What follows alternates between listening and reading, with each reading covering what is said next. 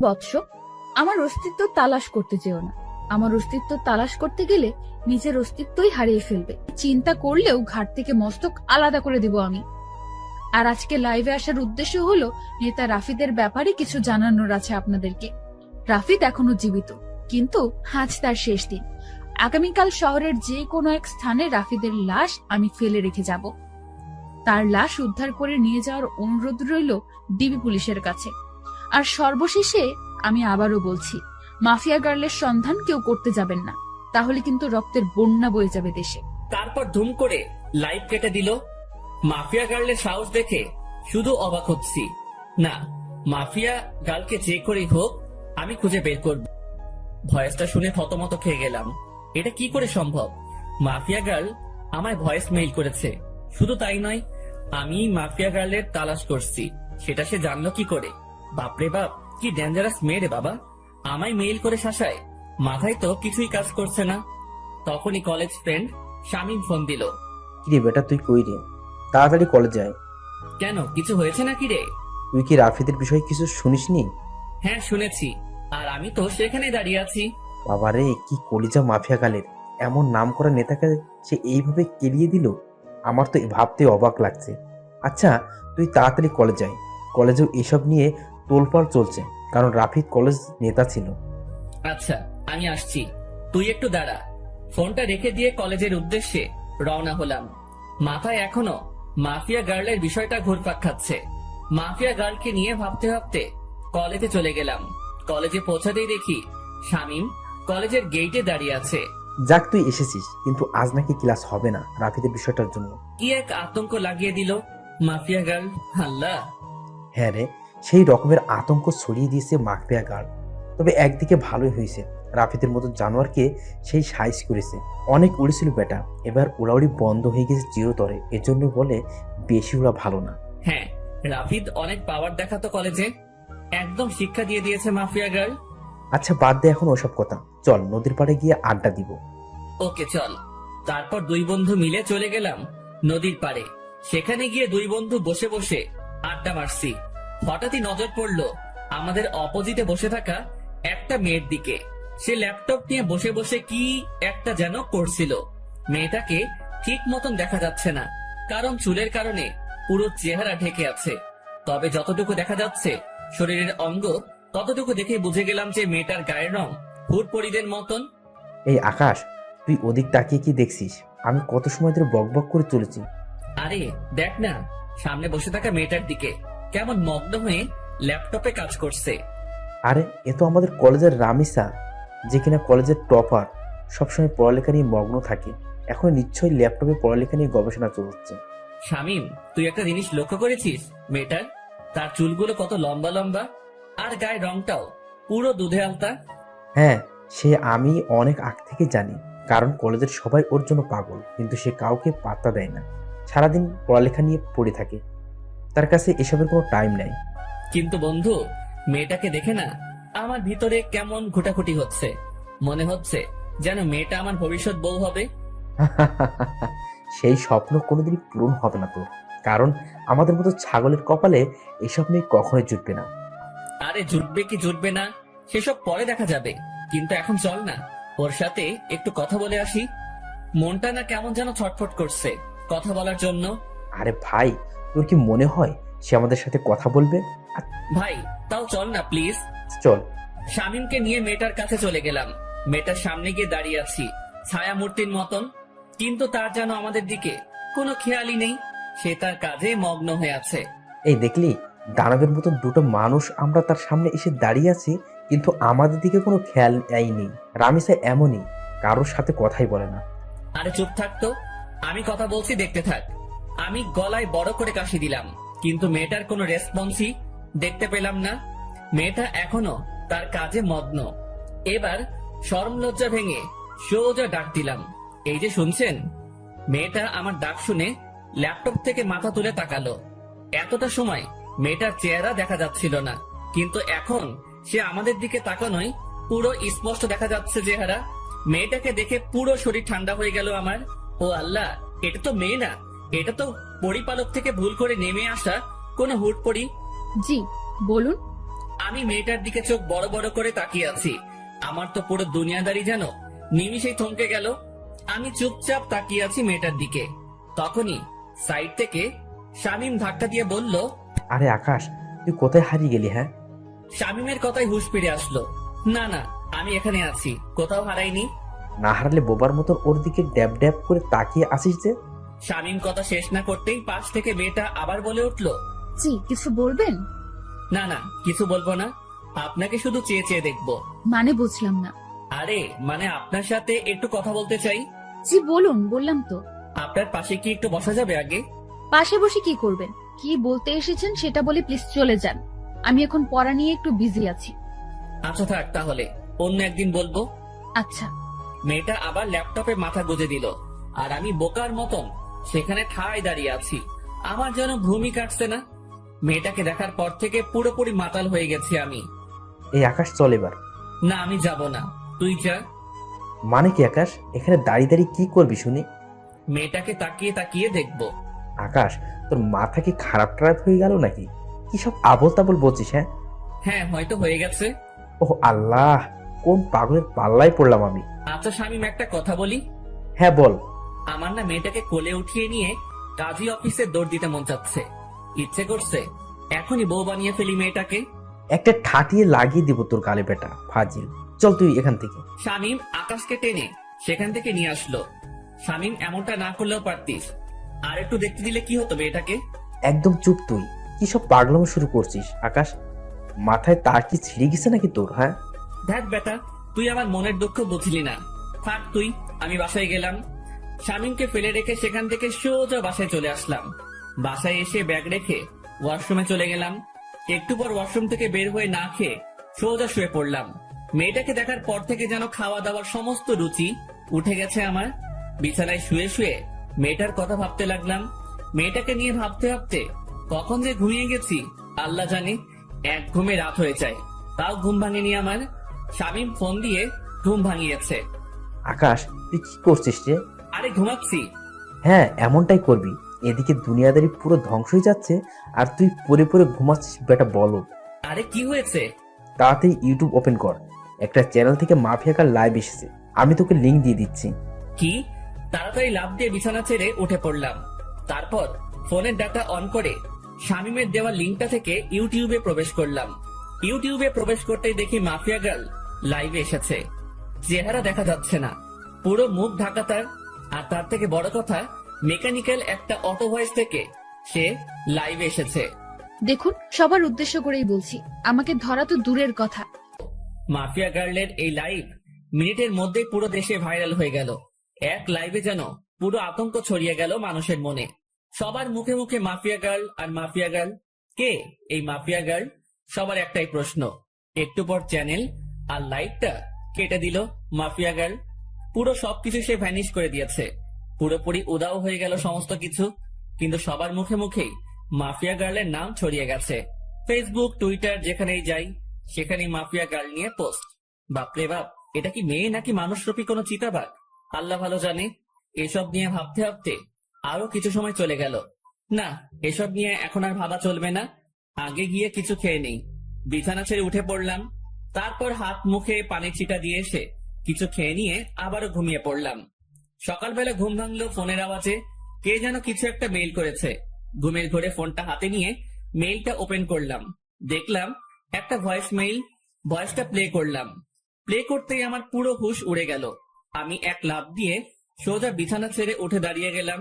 Mafia গার্লের সেই ভয়ঙ্কর আওয়াজে কেউ আমায় মেইল করেছে। বৎস, আমার অস্তিত্ব তালাশ করতে যেও না। আমার অস্তিত্ব তালাশ করতে গেলে নিজের অস্তিত্বই হারিয়ে ফেলবে। ভয়েসটা শুনে থতমত খেয়ে গেলাম। এটা কি করে সম্ভব? মাফিয়া গার্ল আমায় ভয়েস মেইল করেছে। শুধু তাই নয়, আমি মাফিয়া গার্লের তালাশ করছি সেটা সে জানলো কি করে? বাপরে বাপ, কি ডেঞ্জারাস মেয়ে রে বাবা! আমায় মেইল করে শাসায়। মাথায় তো কিছুই কাজ করছে না ভয়েসটা শোনার পর থেকে। কিন্তু আমি তো থেমে থাকবো না। আমি মাফিয়া গার্লের খোঁজ বের করে ছাড়বো। সে যত বড় মাফিয়াই হোক না কেন, আমি আকাশও কম না। চুপসে আছি বলে আমাকে ভয় পেতে হবে এমন কোনো কিছুই নয়। মাফিয়া গার্লও জানে না যে আমি কত বড় খেলোয়াড়। যেদিন আমি খেলতে নেমে যাব সেদিন এমন মাফিয়া গার্ল পথে পথে হোঁচট খেয়ে মরবে, এসব নিয়ে চিন্তা ভাবনা করছি। তখনই দেওয়াল ঘড়িটায় 9টা অ্যালার্ম বেজে উঠলো। ও আল্লাহ, 9টা বেজে গেছে কখন? আমার তো কলেজ যেতে হবে। তাড়াতাড়ি বিছানা ছেড়ে উঠে পড়লাম। তারপর ফ্রেশ হয়ে হালকা পাতলা কিছু নাস্তা করে কলেজের উদ্দেশ্যে রওনা হলাম। হেঁটেই রওনা হয়েছি। আরে ধুর, আমার পরিচয় দিতে তো ভুলেই গেছি সবাইকে। চলেন পরিচয় পর্বটা শেষ করে ফেলি। আমি বরাবরের মতোই আকাশ, আপনাদের সাথে আছি। পড়াশোনার সুবাদে শহরে আলাদা বাসা নিয়ে থাকি, আর পুরো পরিবার, বাবা মা, ছোট বোন অন্য শহরে থাকে। আমি ইচ্ছা করেই এই কলেজে অ্যাডমিশন নিয়েছি। ইচ্ছা করে বলতে একটা রিজন আছে এই কলেজে অ্যাডমিশন নেওয়ার, সেটা গল্পের সাথে থাকলে জেনে যাবেন। সো এবার গল্পে ফেরা যাক। কলেজে পৌঁছে গেলাম। কলেজে পৌঁছাতেই দেখি গতকালে সেই রামিসা মেয়েটা গাছতলায় বসে বসে বই একটা হাতে নিয়ে পড়ছে। কোনো কিছু না ভেবে মেয়েটার দিকে এগিয়ে গেলাম, কারণ এখনো ক্লাস শুরু হয়নি, আর ক্লাস হবে কিনা সেটাও সন্দেহ। মেয়েটার কাছে গিয়ে দাঁড়িয়ে আছি। মেয়ে আমায় দেখে আজ নিজ থেকে কথা বলল। কালকের বিষয়টা নিয়ে কিছু বলতে আসছেন বুঝি? না, তেমন কিছু না। মানে হ্যাঁ, মেয়েটার এমন ধারা কথা শুনে কি বলবো, সবটাই গুলিয়ে গেছে। তো বলুন। আচ্ছা, আপনার সাথে কি ফ্রেন্ডশিপ করা যাবে? না, ফ্রেন্ডশিপ করা যাবে না, কারণ আমি কোনো ছেলের সাথেই চলাফেরা করি না। প্লিজ না করিয়েন না, আমি কিন্তু একদম বাজে ছেলে না। তাও আমি পারবো না। তবে হ্যাঁ, পড়ালেখা নিয়ে টুকটাক কথা বলার প্রয়োজন হলে বলতে পারবেন। আচ্ছা ঠিক আছে। কিন্তু আপনাকে তো কলেজে নতুন মনে হচ্ছে। হ্যাঁ, আমি নতুন। 1 মাস আগে অ্যাডমিশন নিয়েছে এই কলেজে, অন্য কলেজ থেকে ট্রান্সফার হয়ে। তবে রেগুলার হয়েছি 1 সপ্তাহ হবে। কোন ইয়ারে অ্যাডমিশন নিয়েছেন? সেকেন্ড ইয়ারে। আপনি? ও, আপনিও তাহলে আমার সেম ক্লাস। তার মানে আপনিও সেকেন্ড ইয়ারে পড়েন? হ্যাঁ। আচ্ছা, এখন আমি একটু বিজি পড়া নিয়ে। আপনার সাথে পরে কথা হবে, কেমন? আচ্ছা ঠিক আছে, সে না হয় পরে কথা বলবো। কিন্তু একটা কথা, আমরা যেহেতু একই ইয়ারের, তাহলে তুমি করে বলা যায়। আমি আপনি ডেকেই মজা পাই। আচ্ছা ঠিক আছে, যেমনটা আপনার মর্জি। সেখান থেকে চলে আসলাম। বাপরে বাপ, কি মেয়ে! ভাও এই দিচ্ছে না।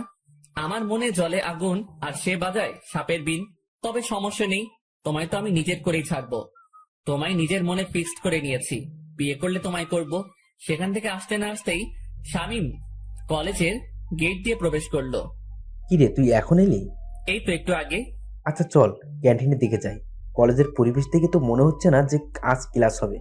আমারও তাই মনে হচ্ছে। চলো তাহলে ক্যান্টিনেই যাই। তারপর দুজন মিলে ক্যান্টিনে চলে গেলাম। কলেজে যেদিন অ্যাডমিশন নিয়েছি সেদিনই শামীমের সাথে আমার পরিচয় হয়েছে। অল্প কয়েকদিনে খুব ভালো বন্ধু হয়ে উঠেছি আমরা। 2 বন্ধু মিলে ক্যান্টিনে বসে বসে কফি খাচ্ছিলাম। তখনই আশেপাশের লোকজন সবাই একদিকে দৌড়ে ছুটে যাচ্ছে। একজনকে ডেকে জিজ্ঞেস করলাম, ভাই কি হয়েছে, আপনারা এভাবে দৌড়াচ্ছেন কেন? আরে ভাই, আপনারা কোন দুনিয়ায় থাকেন? হ্যাঁ, যে কোনো কিছুই বলতে পারেন না? ভাই, এই দুনিয়াতেই আছি, কিন্তু কি হয়েছে সেটা তো বলবেন। আরে মাফিয়া গাল রাফিদকে মেরে ওর লাশ চৌরাস্তার মোড়ে লটকে রেখে দিয়ে গেছে। লোকটার কথা শুনে মাথায় বড়সড় একটা বাজ পড়লো। মাফিয়া গার্ল সত্যি তাহলে রাফিদকে মেরে ফেলেছে? শামীম, চল তো তাড়াতাড়ি। হ্যাঁ চল। শামীমকে নিয়ে তাড়াতাড়ি চৌরাস্তার মোড়ে চলে গেলাম।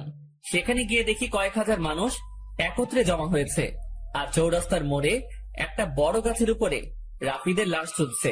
রাফিদের লাশ দেখে নিজেরই কলিজা কেঁপে উঠলো। একটা মেয়ের পক্ষে কি করে সম্ভব এটা? একটা মেয়ে শহরের নাম করে নেতাকে এমন বিভৎস ভাবে মারলো যে দেখে বিশ্বাসই হচ্ছে না। চুপচাপ সেখানে নীরব দর্শকের মতন দাঁড়িয়ে আছি। ডিবি পুলিশ রাফিদের লাশ গাছ থেকে নামাচ্ছে। রাফিদের সারা শরীরে স্পট। মানুষজনকে ঠেলে ডিবি পুলিশের দিকে এগিয়ে গেলাম। ডিবি পুলিশ রাফিদের লাশ মাটিতে নামালো। তাকে মাটিতে নামিয়ে শরীরের তল্লাশি চালিয়ে দেখে রাফিদের পকেটে একটা চিঠি, যেটাতে লেখা আছে, আজ দুপুর 3টায় আমি কালকের ন্যায় লাইভে আসবো, সবাই তৈরি থাকেন ধামাকার জন্য। মাফিয়া গার্লের চিঠি পড়ে সবার চোখ কপালে উঠে গেল। কি করতে যাচ্ছে মাফিয়া গার্ল? রাফিদকে তো মেরে ফেলেছে, আবার কি নতুন করে ধামাকা দিবে সে? না, আজ লাইভ দেখতে হবে। এদিকে ডিবি পুলিশ সবার স্থান ত্যাগ করতে বলল। সবাই যে যার মতন চলে গেল। আমিও চলে আসলাম বাসায়। কলেজের দিকে আর গেলাম না। বাসায় এসে 3টা বাজার অপেক্ষা করছি। দুপুর 3টা বাজতে আর 2 মিনিট বাকি। তখনই মাফিয়া গার্লের সেই ইউটিউব লিংকে ক্লিক করলাম, আর চ্যানেলটা ওপেন হয়ে গেল। 3টা বেজে গেছে, আর সাথে সাথে চ্যানেলটা থেকে মাফিয়া গার্ল লাইভে চলে আসলো। সে গতকালের ন্যায় মেকানিক্যাল একটা টোন ব্যবহার করে লাইভে এসেছে। আমি জানি আপনারা সবাই আমার লাইভের জন্য অপেক্ষা করছেন। সো অপেক্ষার প্রহর কেটে গেছে, আমি চলে এসেছি। এবার হবে আসল ধামাকা। আপনারা সবাই রাফিদের লাশ তো পেয়ে গেছেন, এবার লিস্টে রয়েছে এসপি ওসমান। তার মরার পালা চলে এসেছে। এসপি ওসমান, মৃত্যুর জন্য তৈরি হয়ে নে।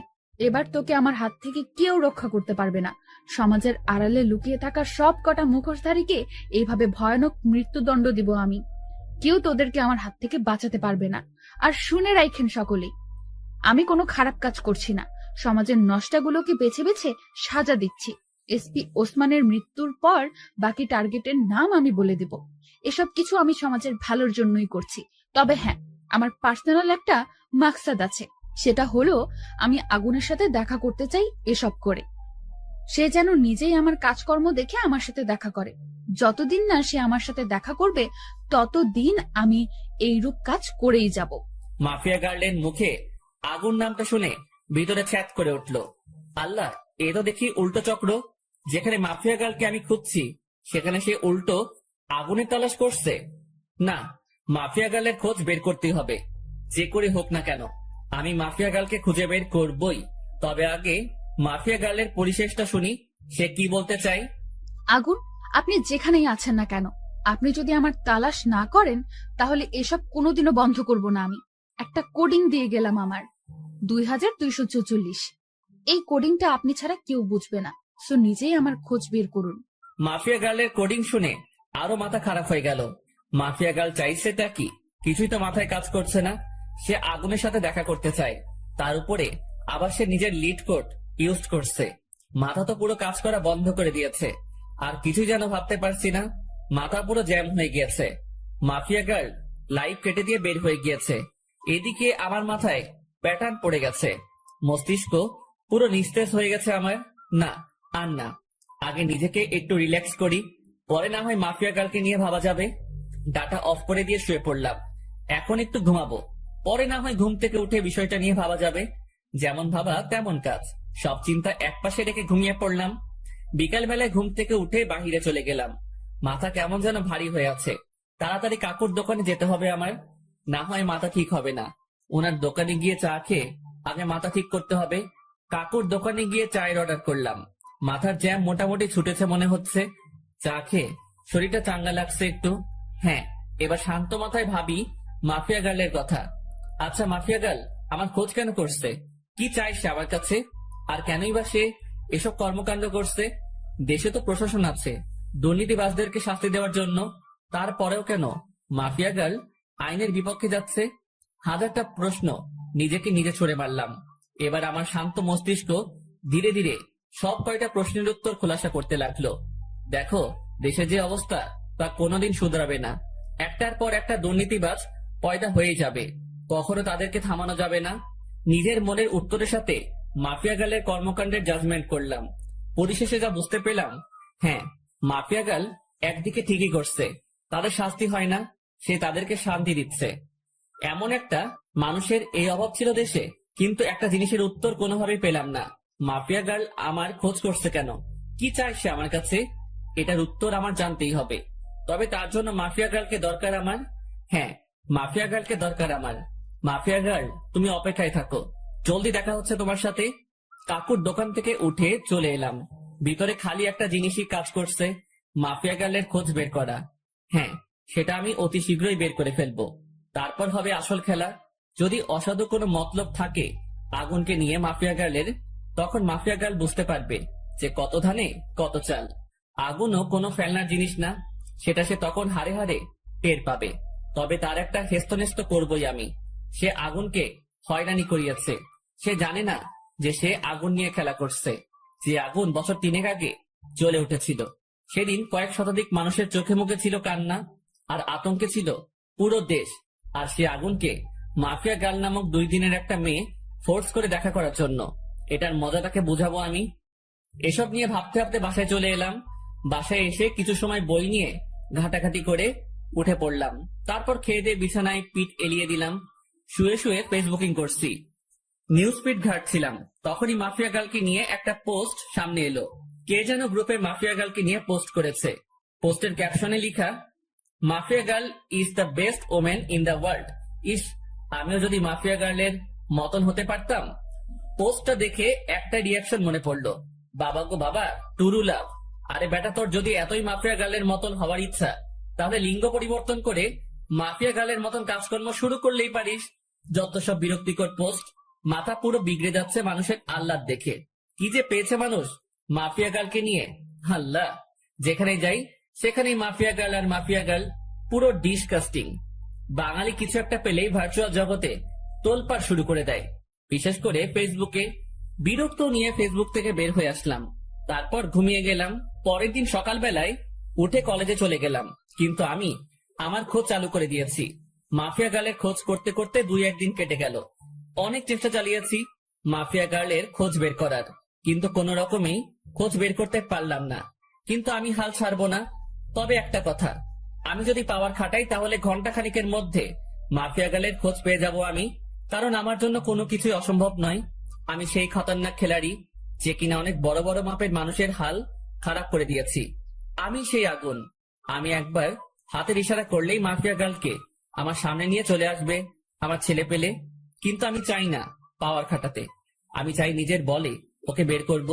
আর তাছাড়া পাওয়ার খাটাতে গেলে আমার অতীত সামনে চলে আসবে, কিন্তু আমি চাই না আমার অতীত সামনে আসুক। তাই চুপিসারে খোঁজ চালাতে থাকলাম। এভাবে আরো কয়েকটা দিন কেটে গেল। আমি মাফিয়া গার্লের খোঁজ চালু রাখলাম, এখনো তাকে বের করতে পারিনি। তবে হঠাৎ একদিন আরেকটা ভয়ঙ্কর ঘটনা সামনে এলো। মাফিয়া গার্ল সেই এসপি কে মেরে ফেলেছে। শুধু তাই নয়, রাফিদের থেকে বিভৎস ভাবে মেরেছে তাকে। এসপি কে মেরে তার যৌনাঙ্গ কেটে মুখের সাথে সেলাই করে দিয়ে কারেন্টের খাম্বায় লটকে রেখেছে। সাথে গলার মধ্যে একটা নেম প্লেট ঝুলিয়ে দিয়েছে, যাতে লেখা আছে, আমি এসপি এনামুল, দুর্নীতির জন্য আজ আমার এমন ভয়াবহ মৃত্যু হয়েছে। এবার তো আরো আতঙ্ক ছড়িয়ে গেল। আগেরবার রাফিদ, এবার প্রশাসনিক কর্মকর্তা। এমন কর্মকাণ্ড করে মাফিয়া গার্ল এবার আরো ভাইরাল হয়ে গেল দেশে। এদিকে আমার মাথায় তো বাজ পড়েছে মতন অবস্থা।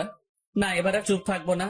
মাফিয়া গার্লকে এবার টেনে হেসড়ে বের করে আনবো আড়াল থেকে। আমি এসব নিয়ে ভাবছিলাম, তখনই শামীমের ফোন। কিরে, তুই কই রে? চৌরাস্তার মোড়। কেন? রামিসা তোর খোঁজ করছে, তাড়াতাড়ি কলেজে আয়। হঠাৎ রামিসা আমার খোঁজ করলো কেন? তা আমি জানবো কি করি? তুই কলেজে এসে ওর খোঁজ জেনে নে, সে কেন তোর খোঁজ করছে। ওকে, আমি আসছি। ফোনটা রেখে দিয়ে কলেজের উদ্দেশ্যে রওনা দিলাম। আজ 2 দিন কলেজে যাওয়া হচ্ছে না, কারণ শরীর একটু অসুস্থ। তার থেকে বড় কথা, মাফিয়া গার্লের খোঁজ করছি আমি। কিন্তু এখন শামীম ফোন দিয়ে যেতে বলল, তাড়াতাড়ি কলেজে চলে গেলাম। কিরে, রামিসা কই? ওই যে ওই দিকটাতে বসে আছে। আচ্ছা, আমি দেখে আসছি কেন ডেকেছে সে। শামীমকে রেখে রামিসার কাছে চলে গেলাম। এই যে, কেন খোঁজ করেছো আমায়? কেন, আপনি জানেন না? আমি জানবো কি করে যে তুমি আমার কেন খোঁজ করেছো? আমাকে একটা অ্যাসাইনমেন্ট দেখিয়ে দিতে বলেছিলেন যে, মনে নেই? সেটা আমি করে এনেছি বাসা থেকে। Oh my god, Ramisa, sorry sorry sorry. আমি আসলে সত্যিই ভুলে গিয়েছিলাম জিনিসটা। পাঠকটা হয়তো ভাবছেন যে তাকে আমি কখন অ্যাসাইনমেন্ট দেখিয়ে দিতে বলেছি, আর তার সাথে আমার কথা হলো কি করে। আসলে হলো যে সে আমায় যখন বলেছে পড়াশোনার বিষয় নিয়ে চাইলে বন্ধুত্ব করতে পারে সে, তারপর তার সাথে আমি সেই রূপ বন্ধুত্ব করি। কারণ কোনো কিছু হতে হলে তার সাথে আগে মিশতে হবে আমাকে। তাই আমি পড়াশোনার বাহানা দিয়ে তার সাথে মিশেছি। অনেক কষ্ট হয়েছে তার সাথে মিশতে। শুরুতে তো রাজি হয়নি, পরে পড়াশোনার বুঝিয়ে নেওয়ার বাহানা করে মিশেছি। এই যে, কি হলো, চুপ হয়ে গেলেন যে? আরে না, তেমন কিছু না। আচ্ছা, নেন খাতাটা, এটার মধ্যে আমি করে দিয়েছি। অনেক অনেক ধন্যবাদ রামিসা। তারপর রামিসার হাত থেকে খাতাটা নিলাম, কিন্তু হঠাৎ চোখ গেল তার হাতের আঙুলের দিকে। আঙুলের পাশে একটা সামান্য করে কালো দাগ, যেই দাগটা আমার মোটামুটি পরিচিত। কার হাত যেন দেখেছি আমি এমন একটা কালো দাগ। দেবাঙ্গে প্রেসার দিলাম, তখনই মনে পড়লো মাফিয়া গার্ল যখন লাইভে এসেছিল তখন তার হাতেও এমন একটা কালো দাগ ছিল। যদিও তার চেহারা কালো কাপড়ে ঢাকা ছিল, কিন্তু আঙুলের পাশের কালো দাগটা স্পষ্ট দেখা গিয়েছিল। মাথা পুরো চক্কর দিয়ে উঠলো জিনিসটা ভাবতেই। তার মানে কি এই রামিসাই সেই মাফিয়া গার্ল? ভিতরে ভিতরে কৌতূহল কাজ করছে একটা। না, কৌতূহল আর পুষে রাখবো না।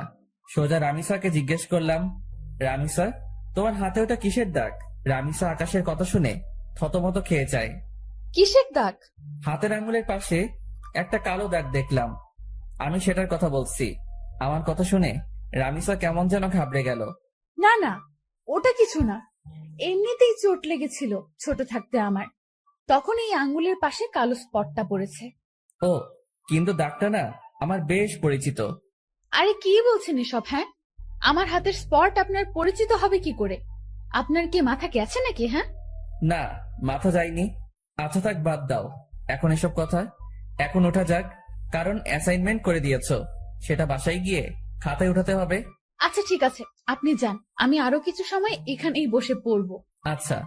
তারপর সেখান থেকে চলে এলাম, কিন্তু মনের ভিতর কেমন যেন একটা খটকা লাগছে। মাফিয়া গার্লের হাতে যেমন কালো দাগ, ঠিক তেমন কালো দাগ রামিসার হাতে। এটা কি করে সম্ভব? আর তাছাড়া রামিসার সাথে কথা বলার সময় লক্ষ্য করেছি সে কেমন যেন ঘাবড়েছিল। সে যদি সত্যি মাফিয়া গার্ল না হয় তাহলে ঘাবড়েছিল কেন? দূর, মাথায় কিছুই কাজ করছে না। না, এসব নিয়ে আর ভাবতে পারছি না। এবার আড়াল থেকেই মাফিয়া গার্লের তালাশ করব। এসব নিয়ে ভাবতে ভাবতে হাঁটছিলাম, তখনই শামীম ডাক দিল। সে আমার জন্য গেটের সামনে দাঁড়িয়ে অপেক্ষা করছিল। কি রে, কেন ডেকেছে রামিসা তোকে? আরে, অ্যাসাইনমেন্ট করার কাজে সাহায্য চেয়েছিলাম, সে সেটা বাসা থেকে করে এনেছে আমার জন্য, সেটাই দিতে ডেকেছিল। ও ভালো। কিন্তু আকাশ, আমার না একটা জিনিস খটকা লাগে। মেয়েটা কেমন যেন অদ্ভুত, কেমন সারাদিন পড়ালেখা নিয়ে ডুবে থাকে, কারোর সাথে তেমন মেশে না, সবসময় একা একা থাকে। কিন্তু এটার রিজন কি? এটার পিছনে হয়তো বড় কোনো রহস্য লুকিয়ে আছে। কারণ দেখ, যারা সবসময় চুপচাপ থাকে তারাই কিন্তু পরবর্তীতে গিয়ে ক্রিমিনাল বের হয়। হ্যাঁ, আমারও খটকা লাগে জিনিসটা নিয়ে। তবে আমরা পজিটিভ ভাবে নিলেই পারি। হয়তোবা সেই জীবনে অনেক বড় ধাক্কা খেয়েছে, তাই এমন নিশ্চুপ হয়ে গেছে। হ্যাঁ, হতেই পারে। আচ্ছা ছাড় এখন এসব কথা, চল বাসার দিকে রওনা দিই।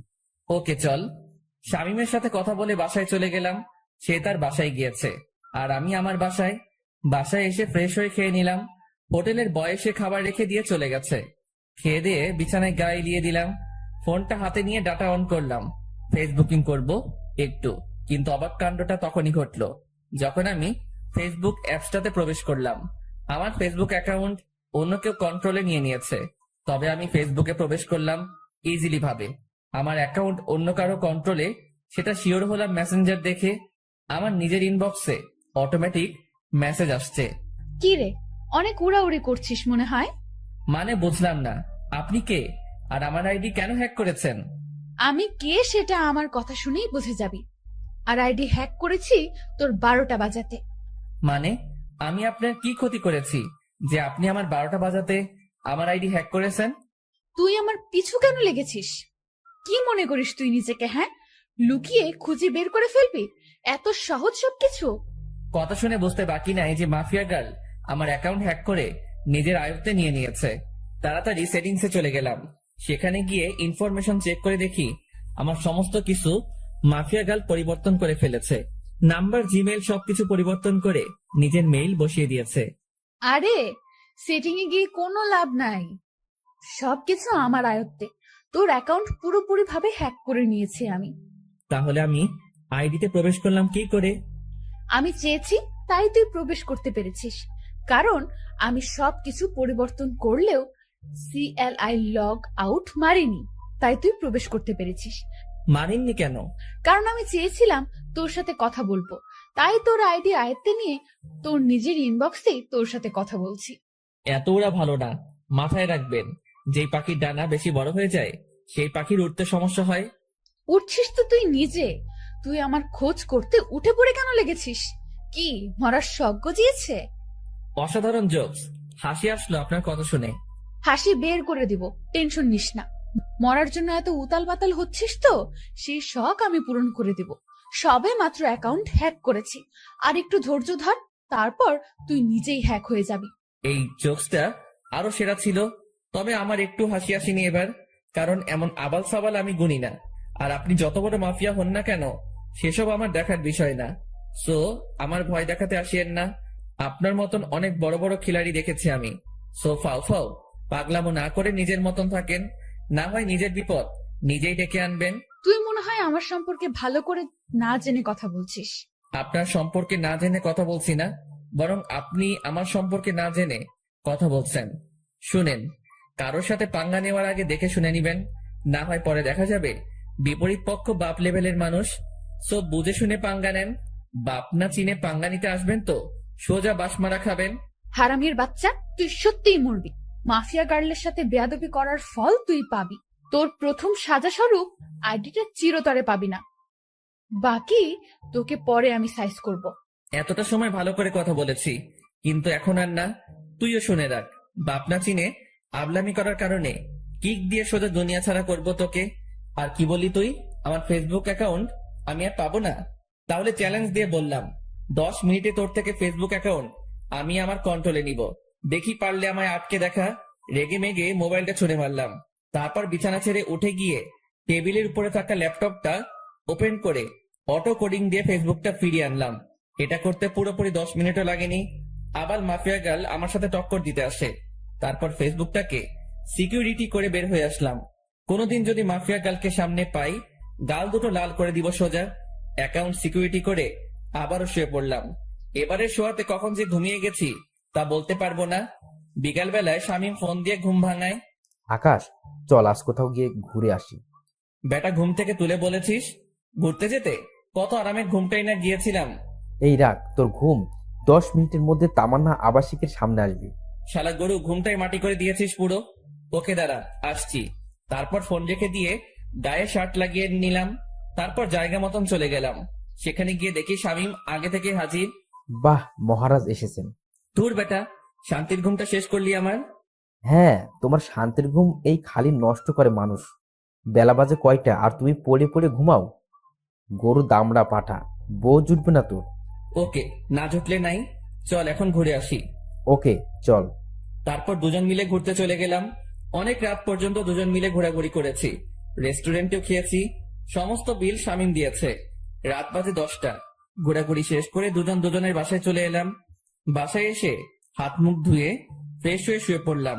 শরীর অনেক ক্লান্ত, তাই শুতেই ঘুমিয়ে গেছি। সকালবেলায় ঘুম থেকে উঠে রেডি হয়ে কলেজে চলে গেলাম। কলেজে গিয়ে দেখি গেটের মধ্যে রামিসা দাঁড়িয়ে আছে। সে আমাকে দেখতে পেয়ে, যাক, ভালোই হয়েছে, চলেন আমার সাথে, আমার কিছু কথা আছে। বাহ, আজ সূর্য কোন দিকে উঠেছে। আচ্ছা চলো। দুজনে একপাশে চলে গেলাম। হ্যাঁ, এবার বলো। আমি আপনার সাথে বন্ধুত্ব করতে চাই। রামিসার কথা শুনে সত্যি মনে হচ্ছে সূর্য আজ উল্টো দিকে ধরে উঠেছে। এই এই, কি হয়েছে বলো তো? তুমি আজ নিজ থেকে আমার সাথে ফ্রেন্ডশিপ করতে চাইছো, কারণ কি? তুমি তো পড়ার বিষয় ছাড়া কোনো কিছু নিয়ে কথা বলতে বারণ করেছো। দেখুন, আসলে আমার জীবনে অনেক বড় একটা ধাক্কা খেয়েছি আমি, তাই কাউকেই আর বিশ্বাস করতে পারি না আমি। অনেক ভয় হয় আমার, কিন্তু আপনাকে আমার অনেক বিশ্বাস হয়, তাই আমি আপনার সাথে বন্ধুত্ব করতে চাই। কি নিয়ে ধাক্কা খেয়েছো? তা না হয় পরে কোনো একদিন বলবো না। এখন কি বন্ধুত্ব করবেন আমার সাথে? আচ্ছা। আচ্ছা মানে কি ধরে নিব আমি? বন্ধুত্ব করেছেন? হ্যাঁ, কিন্তু তাহলে তুমি আমায় আপনি বলতে পারবে না, তুমি করে বলতে হবে। ওকে, আপনি বলবো না, তুমি করেই বলবো। রামিসার সাথে বন্ধুত্ব হয়ে কি যে খুশি লাগছে তা বলে বোঝাতে পারবো না, কারণ ভালোবাসার প্রথম ধাপ বন্ধুত্ব। রামিসার সাথে আমার সেটাই হয়েছে। এর মাঝে কয়েকটা দিন কেটে গেছে। ধীরে ধীরে দুজনের বন্ধুত্ব আরো গভীর হয়ে গেল। দুজন দুজনের অনেকটা ক্লোজ চলে এসেছি। সে আমার সাথে বন্ধুর মতোই আচরণ করে, কিন্তু আমার আচরণে তাকে যে আমি ভালোবাসি সেটা তাকে বোঝানোর ট্রাই করি। তবে সবকিছুর ভিড়ে মাফিয়া গার্ল আমার মন থেকে সরেনি। তাকে এখনো খোঁজ করে বেড়াচ্ছি আমি, কিন্তু কোনো খোঁজই পাইনি তার। তবে রামিসাকে আমার কিছুটা সন্দেহ হয়, কারণ তার হাতের কালো দাগটা মাফিয়া গার্লের সাথে মিলে। কিন্তু তাকে কখনো আমি কিছু জিজ্ঞেস করিনি, কারণ সে যদি না হয় পরে আরেক বিপাকে পড়তে হবে আমাকে। তবে যেদিন সত্যি মাফিয়া গার্লের খোঁজ পাবো সেদিন তাকে ধরবো। সেটা যদি রামিসাও হয় তাহলেও তাকে ধরবো। এভাবেই দিন কাটতে থাকে। একদিন সকালবেলা ঘুম থেকে উঠে কলেজে যাওয়ার জন্য ফ্রেশ হচ্ছি। ব্রাশ হাতে নিয়ে ওয়াশরুমে দাঁড়িয়ে দাঁড়িয়ে দাঁত ব্রাশ করছিলাম। হঠাৎই ওয়াশরুমের আয়নায় কিছু একটা চোখে পড়লো। ভালো করে লক্ষ্য করে দেখলাম আমার পিছন বরাবর মাস্ক পরে কেউ একজন দাঁড়িয়ে আছে। মাস্ক আর চেহারার আকৃতি দেখে বুঝতে বাকি রইল না আমার যে আমার পিছনে মাফিয়া গার্ল দাঁড়িয়ে আছে। আজ মাফিয়া গার্লের শেষ দিন, কেমন ঘটিয়ে দিব আজ মাফিয়া গার্লের। সাথে সাথে ঘাড় ঘুরিয়ে পিছনে তাকালাম, কিন্তু অবাক করা বিষয়, পিছনে কাউকে দেখতে পেলাম না। মিনিটের মধ্যে মাফিয়া গার্ল যেন কোথায় হাওয়া হয়ে গেল। কিরে, গেল কোথায় সে? সারা ওয়াশরুম চোখ বুলিয়ে দেখতে লাগলাম, কিন্তু কোথাও মাফিয়া গার্লকে দেখতে পেলাম না। মিনিটের মধ্যে কোথাও উদা হয়ে গেলাম মাফিয়া গার্ল। মাথায় তো কিছু খেলছে না। চার দেওয়ালের মাঝ থেকে হাওয়া কি করে হয়ে গেল সে? মাফিয়া গার্ল কি সত্যি এখানে এসেছিল, না, আমি চোখে ধাঁধা খেয়েছি। নিজেকে চিমটি কেটে দেখলাম, না সত্যি তো, এখানে কেউ নাই। তার মানে আমি ধাঁধা খেয়েছি। উফ আল্লাহ, এই মাফিয়া গার্লকে যে আমি কি করব তা আমি নিজেও জানি না। খালি সময়ের অপেক্ষায় আছি, সময়টা হোক একবার। তারপর তাড়াতাড়ি ফ্রেশ হয়ে বের হয়ে এলাম ওয়াশরুম থেকে। তারপর নাস্তা করে কলেজের উদ্দেশ্যে রওনা হলাম। কলেজে পৌঁছে রামিসার সাথে ক্লাসে চলে গেলাম। শামীম আজ কেন জানি কলেজে আসেনি। আমি আর রামিসা ক্লাস শেষ করে আড্ডা দিতে বসলাম একটা নির্জন জায়গায়। আচ্ছা আকাশ, তোমার একটা কথা বলি আমি। হ্যাঁ বলো। আচ্ছা, কোনোদিন যদি আমার সম্পর্কে এমন কোনো কিছু শোনো তুমি, যেটা তুমি কোনোদিন আমার থেকে এক্সপেক্ট করোনি। মানে কি, বুঝলাম না। আরে তেমন কিছু না, এমনিই বলো, যে তখন তোমার রিয়েকশন কেমন হবে। অবাক করা কোনো কিছু শুনলে তো অবাকই হব, কিন্তু কি শুনবো সেটা তো বলো। আরে বললাম তো তেমন কিছু না, এমনি মনে হলো কথাটা মনের মধ্যে, তাই জিজ্ঞেস করলাম। রামিসা, তোমার একটা কথা বলি, প্লিজ আমার থেকে কখনো কোনো কথা লুকিও না তুমি। কারণ তুমি জানো না যে তোমার জন্য আমার মনে কতটুকু জায়গা রয়েছে। না, লুকাবো না কোনো কথা। আচ্ছা রামিসা, আরেকটা কথা, আমি চাই তুমি আমার সাথে সারা জীবন থাকো। সারা জীবন কি করে থাকবো? আজ না হয় একই সাথে পড়ে দেখে এতটা মিল মহব্বত, কিন্তু একদিন না একদিন তো ছেড়ে যেতেই হবে। রামিসার কথা শুনে কলিজাটা মোচড় মেরে উঠল। আমি যেন কথাটা শোনার জন্য প্রস্তুত ছিলাম না। না, যত যাই হোক, রামিসা আমায় ছেড়ে যেতে পারে না। আমি আমার জীবনের বিনিময় হলেও তাকে আটকে রাখবো আমার কাছে। খপ করে রামিসার হাত চেপে ধরলাম। আই আকাশ, কি করছো কি? রামিসা, না, তুমি আমায় ছেড়ে কখনো কোথাও যাবে না। আমি তোমায় কোথাও যেতে দিব না। যেদিন তোমায় প্রথম দেখি সেদিনই ভালোবেসে ফেলি তোমায়। প্লিজ, তুমি আমায় ছেড়ে কোথাও যাবে না। আই আকাশ, তোমার কি মাথা টাথা খারাপ হয়ে গেল নাকি? কি সব আবল তাবল বকতেছো? না, আমার মাথা খারাপ হয়নি। Ramisa, I love you. আমি তোমায় সত্যি অনেক বেশি ভালোবাসি। আকাশ, তোমার সত্যিই মাথা খারাপ হয়ে গেছে। তুমি আমার ব্যাপারে কোনো কিছুই জানো না, তা না জেনেও পাগলামি করছো।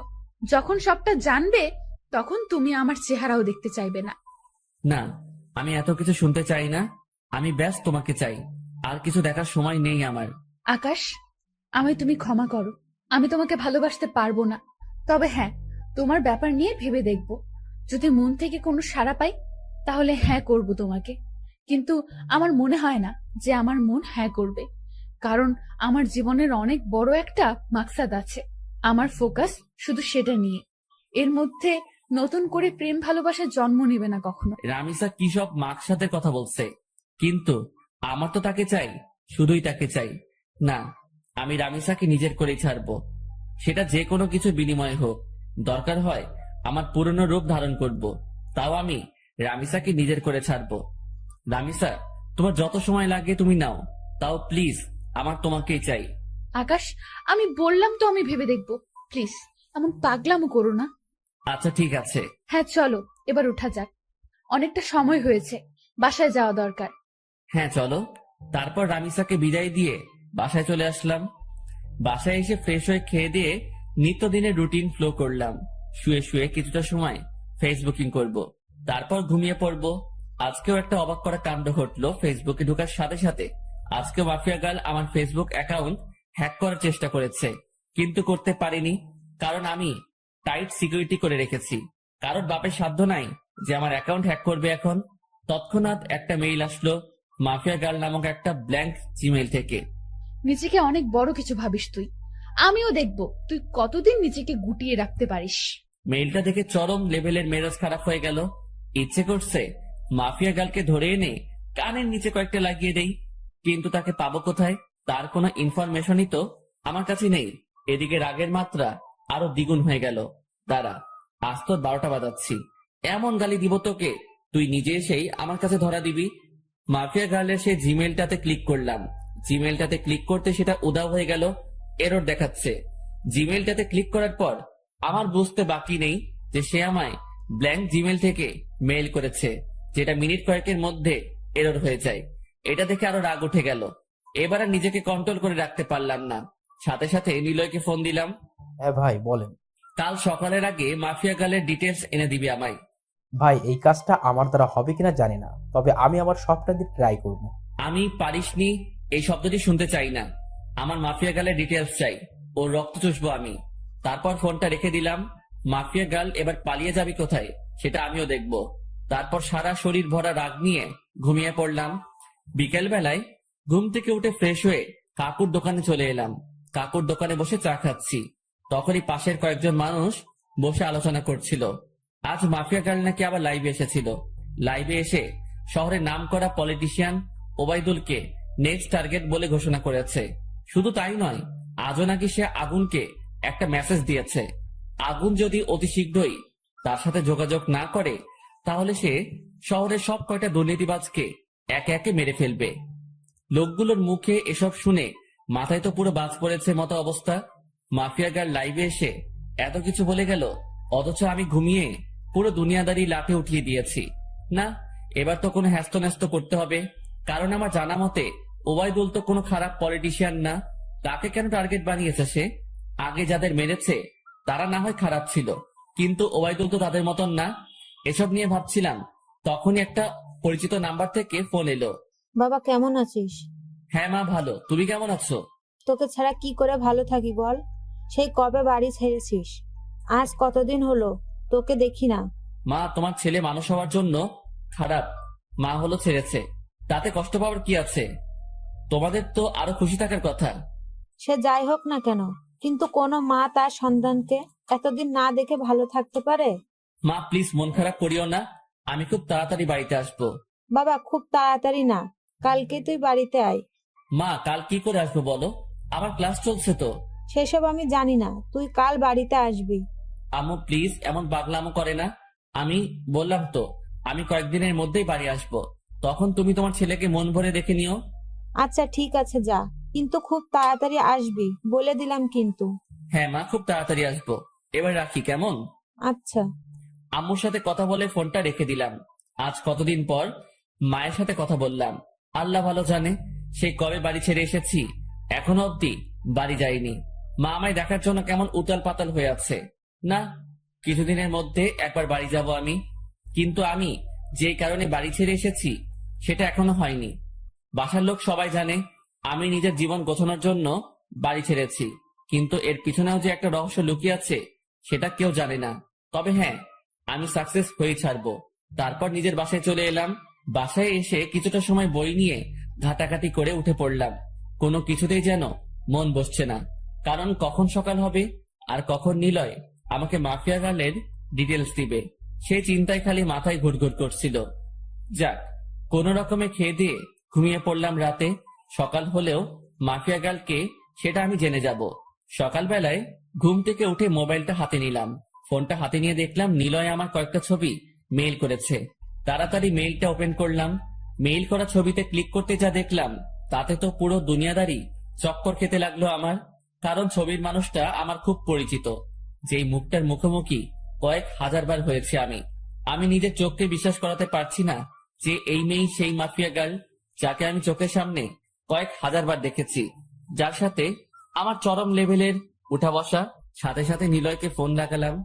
নিলয়, তুই শিওর তো যে এই মেয়ে মাফিয়া গার্ল? ভাই, আজ পর্যন্ত আমার দেওয়া কোনো তথ্য কোনোদিন ভুল হয়েছে? না, হয়নি। কিন্তু এটা কি করে সম্ভব নিলয়? ঈশিতা কি করে এমনটা করতে পারে? ঈশিতা তো আমার কলেজ ফ্রেন্ড ছিল, যার সাথে দীর্ঘ কয়েক বছর কাটিয়েছি আমি।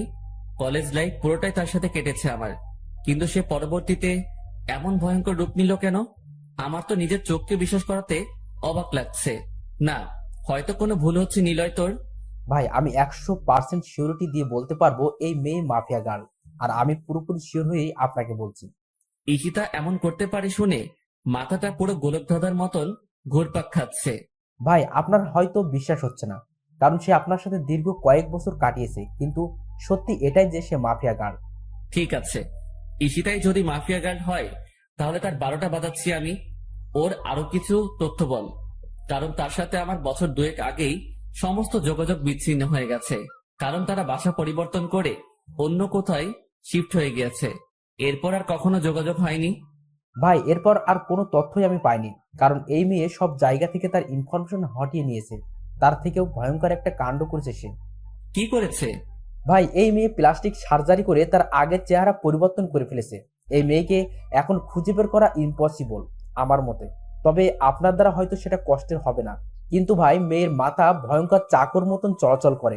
গতকাল আপনি ফোন দেওয়ার পর আমি কম হলেও 50টার উপরে ছেলে লাগিয়েছি মাফিয়া গালের খোঁজ বের করার জন্য, কিন্তু অবশেষে সবাই খালি হাত ফিরেছে। কিন্তু একজন খালি তার কিছু ছবি কালেক্ট করেছে, তবে বর্তমান সময়ে সে দেখতে কেমন তার কোনো ছিটে ফোঁটা বা চিহ্ন খুঁজে পায়নি।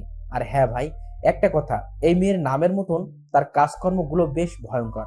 কারণ তার ইন্টারনেট ডাটাবেস আমি হ্যাক করে তথ্য বের করতে চেয়েছিলাম, কিন্তু কোনো মতে সেটা পসিবল হয় নাই। এই মেয়ে হ্যাকিং এরও মাস্টার।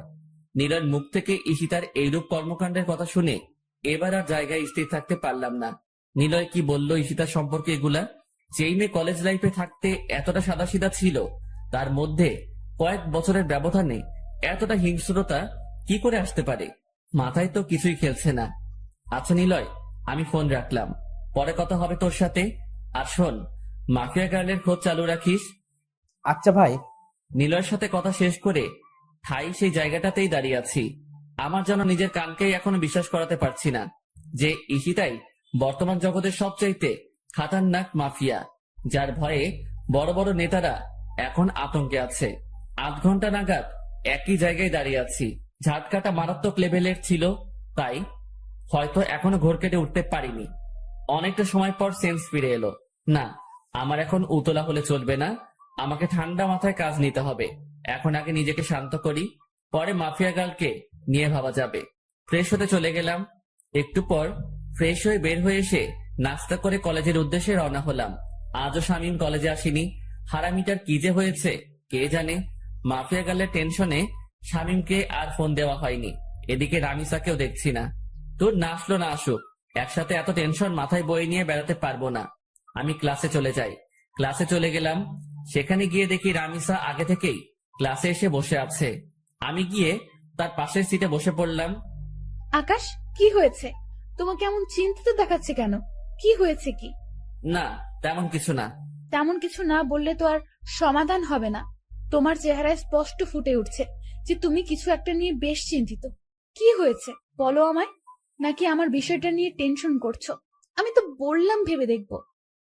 তাও কিসের চিন্তা? হ্যাঁ, আরে না রামিসা, সেসব কিছুই না। আমি এমনি বাসার ব্যাপার নিয়ে কিছুটা ঝামেলায় আছি, তাছাড়া কিছুই না। আরে তুমি টেনশন করিও না, সব ঠিক হয়ে যাবে। রামিসার কথার আর কোনো উত্তর দিলাম না, চুপচাপ বসে আছি। কারণ কি বা বলবো তাকে? আমার টেনশন যে অন্য জায়গায়, সেটা তো তাকে আর বলা যাচ্ছে না, তাই চুপচাপ থাকাই ভালো। এমন সময় স্যার ক্লাসে আসলো। স্যার এসে ক্লাস করাতে শুরু করলো, সেদিকে ফোকাস করলাম। ক্লাসটা শেষ করে বাসার দিকে রওনা দিয়েছি। পিছন থেকে রামিসা ডাক দিল, আই আকাশ, আজ এত তাড়াহুড়ো কোথায় যাচ্ছ? হ্যাঁ, আমার সাথে আজ কথা বলবে না বুঝি? আরে পাগল, সে সব কিছুই না, এমনি ভাবলাম বাসায় চলে যাই, তাই আর কি। বাহ, ভালোই তো। আমাকে ইগনোর করছো সেটা তো বেশ ভালোই বুঝছি আমি। রামিসা সত্যি সেসব কিছু না। তাহলে চলো ক্যান্টিনে বসে কফি খাবো। রামিসা আমায় জোর করে ক্যান্টিনে নিয়ে গেল। ক্যান্টিনে গিয়ে দুজন বসে বসে কফি খাচ্ছি। সে আমায় নানান কথা বলে হাসানোর চেষ্টা করছে, কিন্তু আমার ভিতরে তো দুনিয়ার সমস্ত টেনশন বিরাজ করছে। আকাশ, তুমি যদি এমন গাল ফুলিয়ে বসে থাকো তো কিন্তু খুব খারাপ হবে। সত্যিই কিন্তু আমি তোমাকে নিয়ে ভাববো না। এই না না, আমি আর গাল ফুলিয়ে বসে থাকবো না। তারপর নিজের অনিচ্ছা সত্ত্বেও রামিসার সাথে স্বাভাবিকভাবে কথা বলতে শুরু করলাম। আর সে আমাকে হাসানোর ট্রাই করছে। একটা সময় সত্যি হেসে দিলাম। মেয়েটার আসলে অসাধারণ গুণ আছে। এইভাবে অনেকটা সময় বসে দুজনে মিলে কথা বললাম। ভিতরে সমস্ত টেনশন দূর হয়ে গিয়েছে রামিসার সাথে কথা বলে। মনটা একদম ফ্রেশ এখন। তারপর দুজনেই উঠে পড়লাম ক্যান্টিন থেকে। অনেকটা সময় তো বসলাম, এবার বাসায় যাওয়া দরকার। আচ্ছা, তাহলে কাল আবার দেখা হচ্ছে আমাদের। হ্যাঁ। রামিসার সাথে কথা শেষ করে বাসার দিকে রওনা হলাম। অনেকটা শান্ত আছি এখন। না, এখন আর নিজেকে উত্তেজিত করা যাবে না। একদম শান্তভাবে কাজ বের করব এখন। তারপর বাসায় চলে গেলাম। বাসায় গিয়ে শান্ত মাথায় মাফিয়া গার্লের তালাশ করতে লাগলাম, কিন্তু ফলস্বরূপ কোনো কিছুই পেলাম না। বরাবরের মতে 0 আসলো ফল। তাও নিজেকে সামনে রাখলাম, আমি খোঁজ চালিয়ে যাব মাফিয়া গার্লের। এভাবে কেটে গেল আরো কয়েকটা দিন। একদিন দুপুর বেলায় খেয়ে দিয়ে শুয়ে শুয়ে টিভিতে খবর দেখছিলাম। তখনই আরেকটা ভয়ঙ্কর নিউজ দেখতে পেলাম। মাফিয়া গার্ল আরেকটা হেডলাইন রটিয়ে দিয়েছে। সে পলিটিশিয়ান ওবায়দুলের খেইল খতম করে দিয়েছে। সে পলিটিশিয়ান ওবায়দুলকে মেরে তার লাশ বাসডগের উপরে ঝুলিয়ে রেখেছে। এই ঘটনার পর প্রশাসন পুরোপুরি ফায়ার হয়ে গেছে মাফিয়া গার্লের উপরে। দেশের মানুষ সবাই জানে যে মাফিয়া গার্ল 2 নাম্বার মানুষদের খেইল খতম করছে। কিন্তু তারপরেও প্রশাসন তো আর চুপ থাকতে পারে না, কারণ সাজা দেওয়ার হলে দেশের প্রশাসন দিবে। দেশে আইন কানুন বলতেও অনেক কিছু রয়েছে, কেউ তো আর তার ঊর্ধ্বে যেতে পারে না। প্রশাসন পুরো হাত পা বেঁধে নেমেছে মাফিয়া গার্লকে খোঁজার জন্য। এবার হয়তো একটা হেস্তনেস্ত করেই ছাড়বে প্রশাসন, কিন্তু আমিও তো হাল ছাড়ার মানুষ না। প্রশাসন মাফিয়া গার্লকে খুঁজে বের করার আগে আমি তাকে খুঁজে বের করব, কারণ আমার তাকে আগে চাই। তাড়াতাড়ি নিলয়কে ফোন দিলাম আবার। সে হয়তো কোনো ক্লু দিতে পারবে আমায়। এতদিনে হয়তো কিছু হলেও হাতে এসেছে তার। ভাই দুঃখিত, এখনো আমি মাফিয়া গাড়ির কোনো খোঁজ পাইনি, আর আমার মনে হয় না যে আমি তার কোনো খোঁজ বের করতে পারবো। আচ্ছা ঠিক আছে, তাও তুই খোঁজ জারি রাখ। তারপর ফোনটা রেখে দিলাম। এবার সত্যি মনে হচ্ছে আমার মাঠঘাট বেঁধে নামতে হবে, কারণ এরপর আর অপেক্ষা করলে প্রশাসনের হাতে মাফিয়া গার্ল ধরা পড়বে। কারণ মাফিয়া গার্ল যত যাই করুক না কেন, সে একটা ভুল কাজ করেছে তার কোড দিয়ে। এটা দিয়ে মাফিয়া গার্লের সন্ধান বের হওয়ার 30% সম্ভাবনা রয়েছে। আমিও হয়তো চেষ্টা করলে বের করতে পারবো, কিন্তু আমার কাছে বর্তমানে এমন ভালো স্পিড ইন্টারনেট নাই। সো আমি আমার চাকুওয়ালা মাথা চালাবো। শান্ত মাথায় ভাবতে থাকলাম শুরু থেকে সবকিছু। আমার খোঁজ কতদূর গিয়েছে সবটাই আবার পুনরায় ভাবতে লাগলাম যে মাফিয়া গার্লের খোঁজ করায় কোনো দিকে কমতে রেখেছে কিনা, বা কোনো কিছু আমার থেকে ছুটেছে কিনা। তখন মাথায় আসলো রামিসার কথা। তাকে তো শুরুতে আমার একটু সন্দেহ হয়েছিল, কিন্তু এরপর তাকে আর ঘেটে দেখিনি। না, এবার রামিসাকে নিয়ে রিসার্চ করব, কিন্তু কোথা থেকে শুরু করব ভেবে পাচ্ছি না। এর মধ্যে মাফিয়া গার্ল আবারও লাইভে আসার ডেট দিল। হ্যাঁ পেয়েছি। এবার মাফিয়া গার্লে লাইভ করার সময় আমি রামিসার সাথে থাকবো। সে যদি মাফিয়া গার্ল হয় তাহলে তো তখন সে লাইভ করতে পারবে না, বা আমার সাথে সেই সময় থাকতে বাহানা দেখাবে। তখন সেটা দেখেই যা বোঝার বুঝে নিব। পরের দিন মাফিয়া গার্ল আগের টাইমের ন্যায় ঠিক 3টায় লাইভে আসবে বলেছে। এদিকে আমি রামিসাকে ফোন দিয়ে বলেছি যে সে যেন আগামীকাল দুপুর 3টায় আমার সাথে দেখা করে। একটা জরুরি কাজ আছে তার সাথে আমার, তাকে বিশেষ কিছু বলার আছে আমার। সে সরাসরি না করে দেয়। না, কাল দুপুর 3টায় আমার একটা বিশেষ কাজ আছে, তখন তোমার সাথে কোনোভাবেই আমি দেখা করতে পারবো না। রামিসার কথা শুনে খটকা লাগলো মনের ভিতরে। তার মানে কি আমার ধারণাই ঠিক? রামিসাই সেই ক্রিমিনাল যাকে পুরো দেশের প্রশাসন মিলে বাতি লাগিয়ে খুঁজছে। ও মাই গড, মাফিয়া গার্ল এতদিন আমার চোখের সামনে ছদ্মবেশ নিয়ে ঘুরছে, অথচ আমি তাকে চিনতেই পারিনি। না, এবার একটা হেস্তনেস্ত করতেই হবে। এবার রামিসাকে ধরার পালা এসে গেছে। মাফিয়া গার্ল এবার পালাবে কোথায় এসব নিয়ে ভাবছিলাম। ঠিক তখনই রামিসা আমাকে আবার ফোন দিয়ে বড়সড় একটা শক খাইয়ে দেয়। আচ্ছা ঠিক আছে আকাশ, আমরা কাল 3টা বাজে দেখা করব। তবে হয়তো আমার কলেজে আসা হবে না কাল, বাসায় কিছু কাজকর্ম বাকি আছে। রামিসার কথা শুনে থতমত খেয়ে গেলাম। একটু আগে সে বলল কোনোভাবেই কাল 3টায় দেখা করা সম্ভব না, আবার এখন বলছে কাল 3টায় দেখা করবে। এদিকে আমি রামিসাকে নিয়ে কত কিছু ভেবে বসলাম। তাহলে কি রামিসা মাফিয়া গার্ল না? ও আল্লাহ, মাথা পুরো জ্যাম খেয়ে আছে। মাফিয়া গার্ল যদি কাল 3টার সময় লাইভ করে আর এদিকে রামিসা আমার সাথে থাকে, তাহলে তো রামিসা মাফিয়া গার্ল না। আমার সন্দেহটা তাহলে পুরোপুরি ভুল হবে না। আর ভাবতে পারছি না আমি কি সব ঘটছে আমার সাথে। একটা সূত্র ধরে 2 কদম এগিয়ে যাচ্ছি, কিন্তু পরবর্তীতে নিরাশ হয়ে 4 কদম পিছনে চলে আসছি। মাথা পুরো আগুনের মতন গরম হয়ে আছে। ফোনটা বালিশের পাশে রেখে ঘুমিয়ে পড়লাম। বিকেল বেলা ঘুম থেকে উঠে হাঁটতে বের হলাম। বের হওয়ার আগে বেশ কয়েকবার শামীমকে ফোন দিয়েছি, কিন্তু সে রিসিভ করেনি। কাকুর দোকানে বসে চা খাচ্ছিলাম, তখন শামীম ফোন দিল। কিরে, ফোন দিয়েছিলি মনে হয়? হ্যাঁ দিয়েছিলাম। আচ্ছা তোর কি হয়েছে বলতো? আজ কতদিন হয়ে গেল তুই ক্লাসে আসছিস না, তার উপরে কোনো খবর সবর নাই। আরে বাসায় একটা সমস্যা হয়েছে ছোট বোনকে নিয়ে, তাই কিছুদিন কলেজ আসিনি। সমস্যাটা কেটে উঠতে হয়তো আরো কয়েকটা দিন লাগবে, তারপর কলেজ আসবো। ও আচ্ছা, তাহলে তুই আগে সমস্যা সমাধান কর, পরে না হয় কলেজে আসিস। ওকে বন্ধু। শামীমের সাথে কথা বলে ফোনটা রেখে দিলাম। তারপর কাকুর দোকান থেকে উঠে বাসায় চলে আসলাম। অপেক্ষায় আছি কালকের দিনের। কোনো মতে আজকের দিনটা পার করে দিলাম। পরের দিন কলেজে চলে গেলাম। রামিসা আজ ক্লাসে আসবে না, তারও নাকি বাসায় কি কাজ বাকি আছে তাই আজ আমার একাই কাটাতে হবে কলেজে। কোনোভাবে কলেজ টাইম শেষ করে বাসায় চলে এলাম।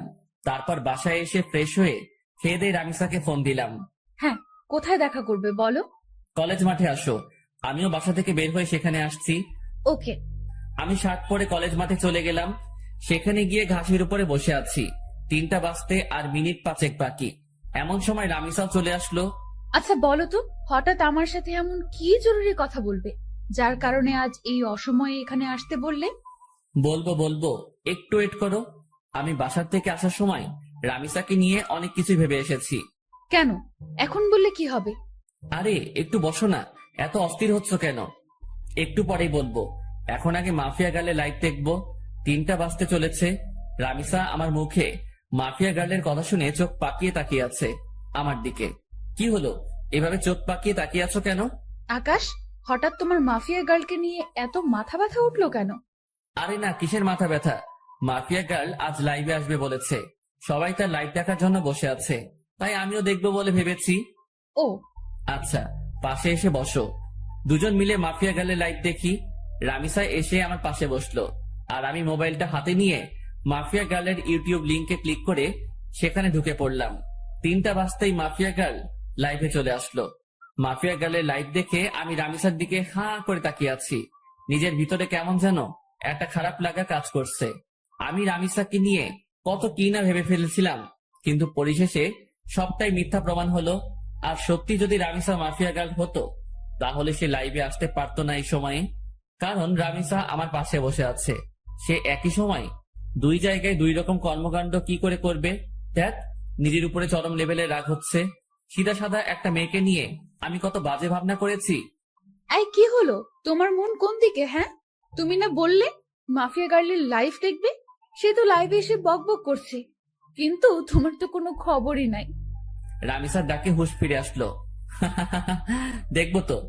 তারপর মাফিয়া গার্লের লাইভ দেখায় ফোকাস করলাম। সে তার ইন্ট্রোডাকশন নিয়েই যাচ্ছে। আমি আপনাদের আগেও বলেছি, এবারও বলছি, আমার কোনো খারাপ মাকসাদ নেই। আমার মূল মাকসাদ হচ্ছে যারা দেশের নাম বেঁচে বেঁচে খায় তাদের হাতে হারিকেন ধরিয়ে দেওয়া, আর আমি সেটাই করছি। শুধু তাই নয়, এবার দেশের মধ্যে যত কয়টা গ্যাংস্টার টিম আছে তাদের সব কয়টাকে আমি মৃত্যুর চৌকাঠে পৌঁছাইয়ে দিব। শান্তশিষ্টভাবে দেশ চলবে, কোনো ধরনের টিম আর থাকবে না। মাফিয়া খুফিয়া সব আমি ধুলোয় মিশিয়ে দিব। আর আগুন, আপনার মুখোমুখি হওয়ার ইচ্ছা আমার বহুদিন আগে থেকেই, অনেক আগ থেকেই শুনে এসেছি আগুনের নাম। যেই আগুন নাকি সত্যি এক সময়ের খতরনাক খেলাড়ি ছিল, যার নাম শুনলে এখনো নাকি অনেকের প্যান্ট ঢিলা হয়ে যায়। আমি চাই আপনার মুখোমুখি হতে, আমি চাই মানুষরূপী আগুনটাকে নিজের চোখে দেখতে। সো আপনি আমার মনের খয়েশটা পূরণ করে দিন। না হয় আমার যদি আপনাকে খুঁজে বের করতে হয়, সেদিন কিন্তু বাঘে সিংহের লড়াই হয়ে যাবে। সেদিন কিন্তু নিজের ক্রোধকে দমিয়ে রাখতে পারবো না। সেদিন নির্ঘাত আপনি আমার হাতে মারা পড়বেন। এটা কোনো হুমকি না, তবে হুমকির চাইতেও কম না।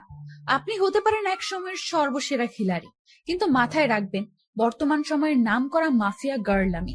সো ভালোই ভালোই আপনার দর্শন করিয়ে দিন। এবারের মতন লাইফ সমাপ্ত করলাম। তারপর মাফিয়া গার্ল লাইভ কেটে চলে গেল, কিন্তু আমার মাথায় তো পুরো দাউ দাউ করে আগুন জ্বলতে শুরু করলো মাফিয়া গার্লের কথা শুনে। সত্যি, এখন যদি মাফিয়া গার্লকে চোখের সামনে পেতাম, তাহলে হয়তো তার মুন্ডিটা আলাদা করে ফেলতাম। রাগে নাক কান দিয়ে ধোয়া বের হচ্ছে। আই আকাশ, কি হলো তোমার? তোমার চেহারার 12টা বেজে আছে কেন? আরে না, তেমন কিছুই না। আচ্ছা ঠিক আছে, কিন্তু প্লিজ আমায় জরুরি কি কথা বলতে ডেকেছো সেটা প্লিজ বলো। আমার তাড়াতাড়ি বাসায় যেতে হবে। রামিসার কথা শুনে বিপাকে পড়ে গেলাম।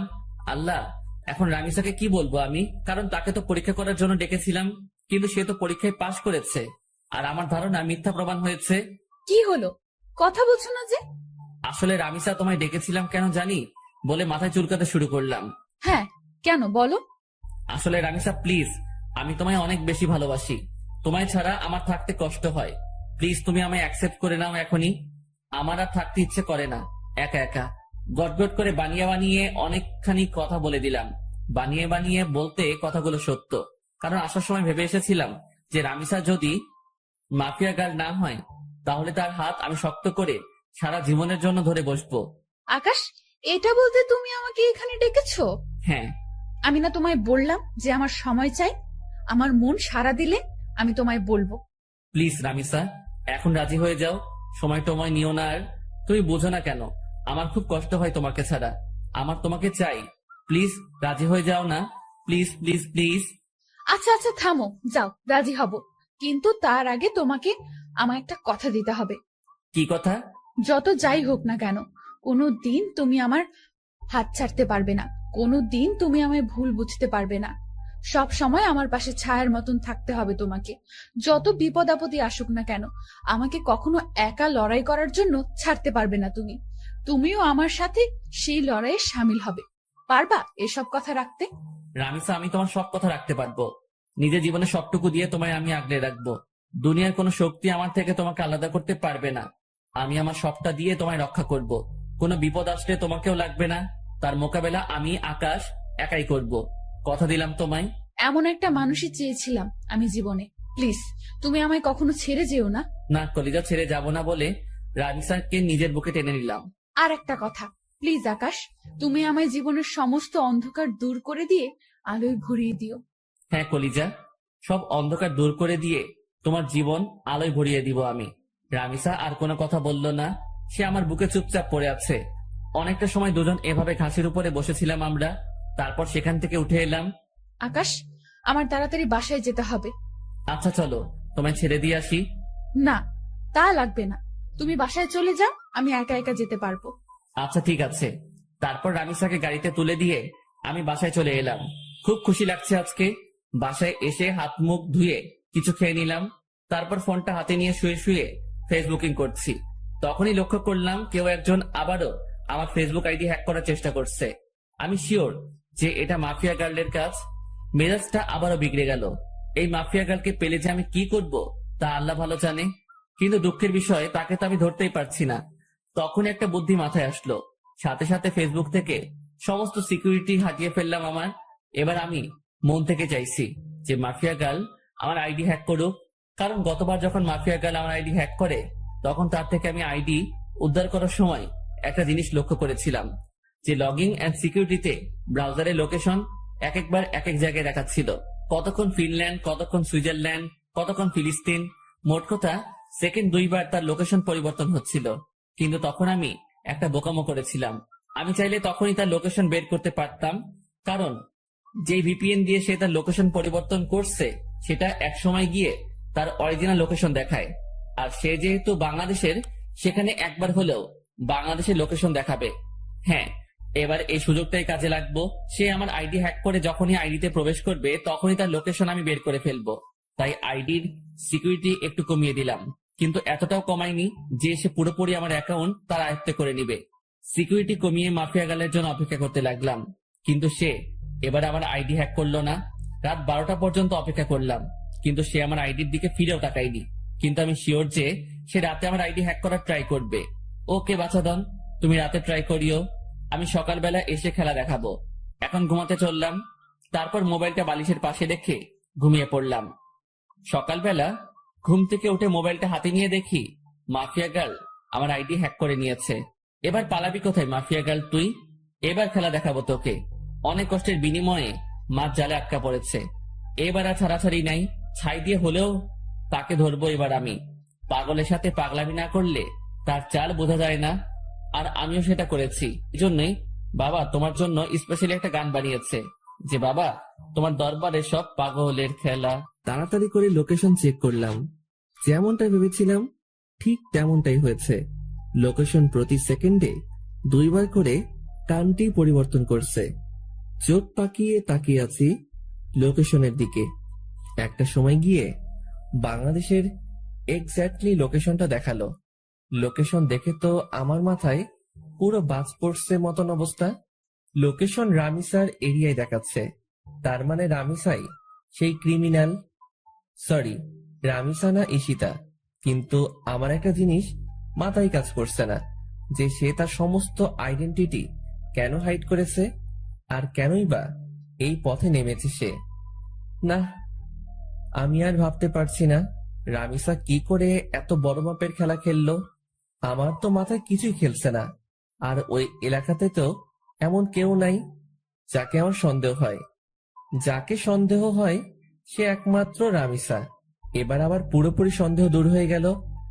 99% শিওর হয়ে গেলাম রামিসাই সেই মাফিয়া গার্ল।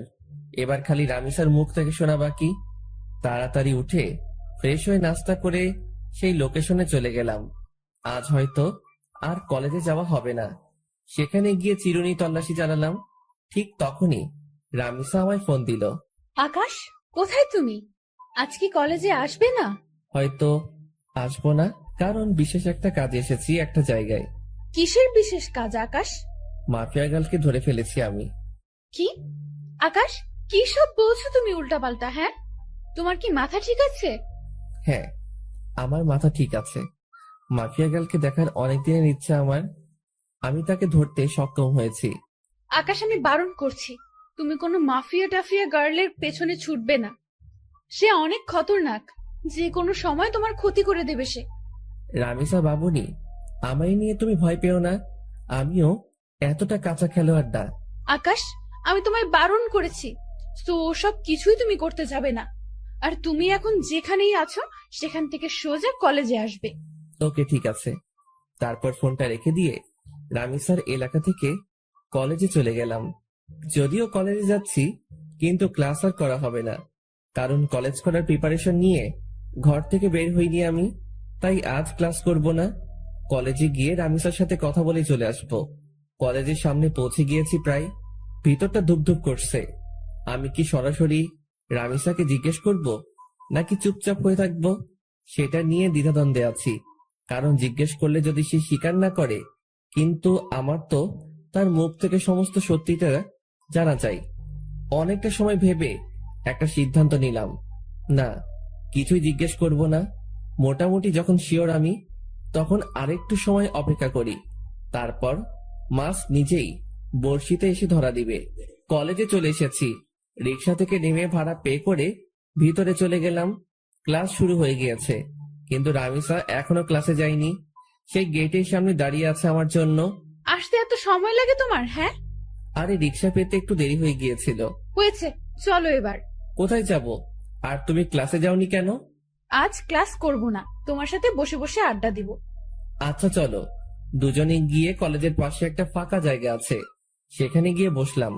রামিস আমার কাঁধে মাথা রেখে হেলান দিয়ে বসে আছে। আকাশ প্লিজ, তুমি মাফিয়া গার্লের খোঁজ করা ছেড়ে দাও। আমি শুনেছি সে অনেক খতরনাক। সে যদি তোমার ক্ষতি করে দেয়, প্লিজ তুমি মাফিয়া গার্লের খোঁজ করা ছেড়ে দাও। আর তাছাড়া সে তো দেশের ভালোর জন্যই সব করছে, বলো। রামিসার কথা শুনে হাসবো না কাঁদবো সেটা বুঝে উঠতে পারছি না। তবে রামিসার কথা শুনে আরো সিউরিটি পেয়ে গেলাম যে মাফিয়া গার্লকে। কারণ যেই মেয়ে মাফিয়া গার্লের টপিক বাদ দিতে চাইতো সব সময়, সে আজ খুঁটে খুঁটে মাফিয়া গার্লের প্রসঙ্গ ওঠাচ্ছে।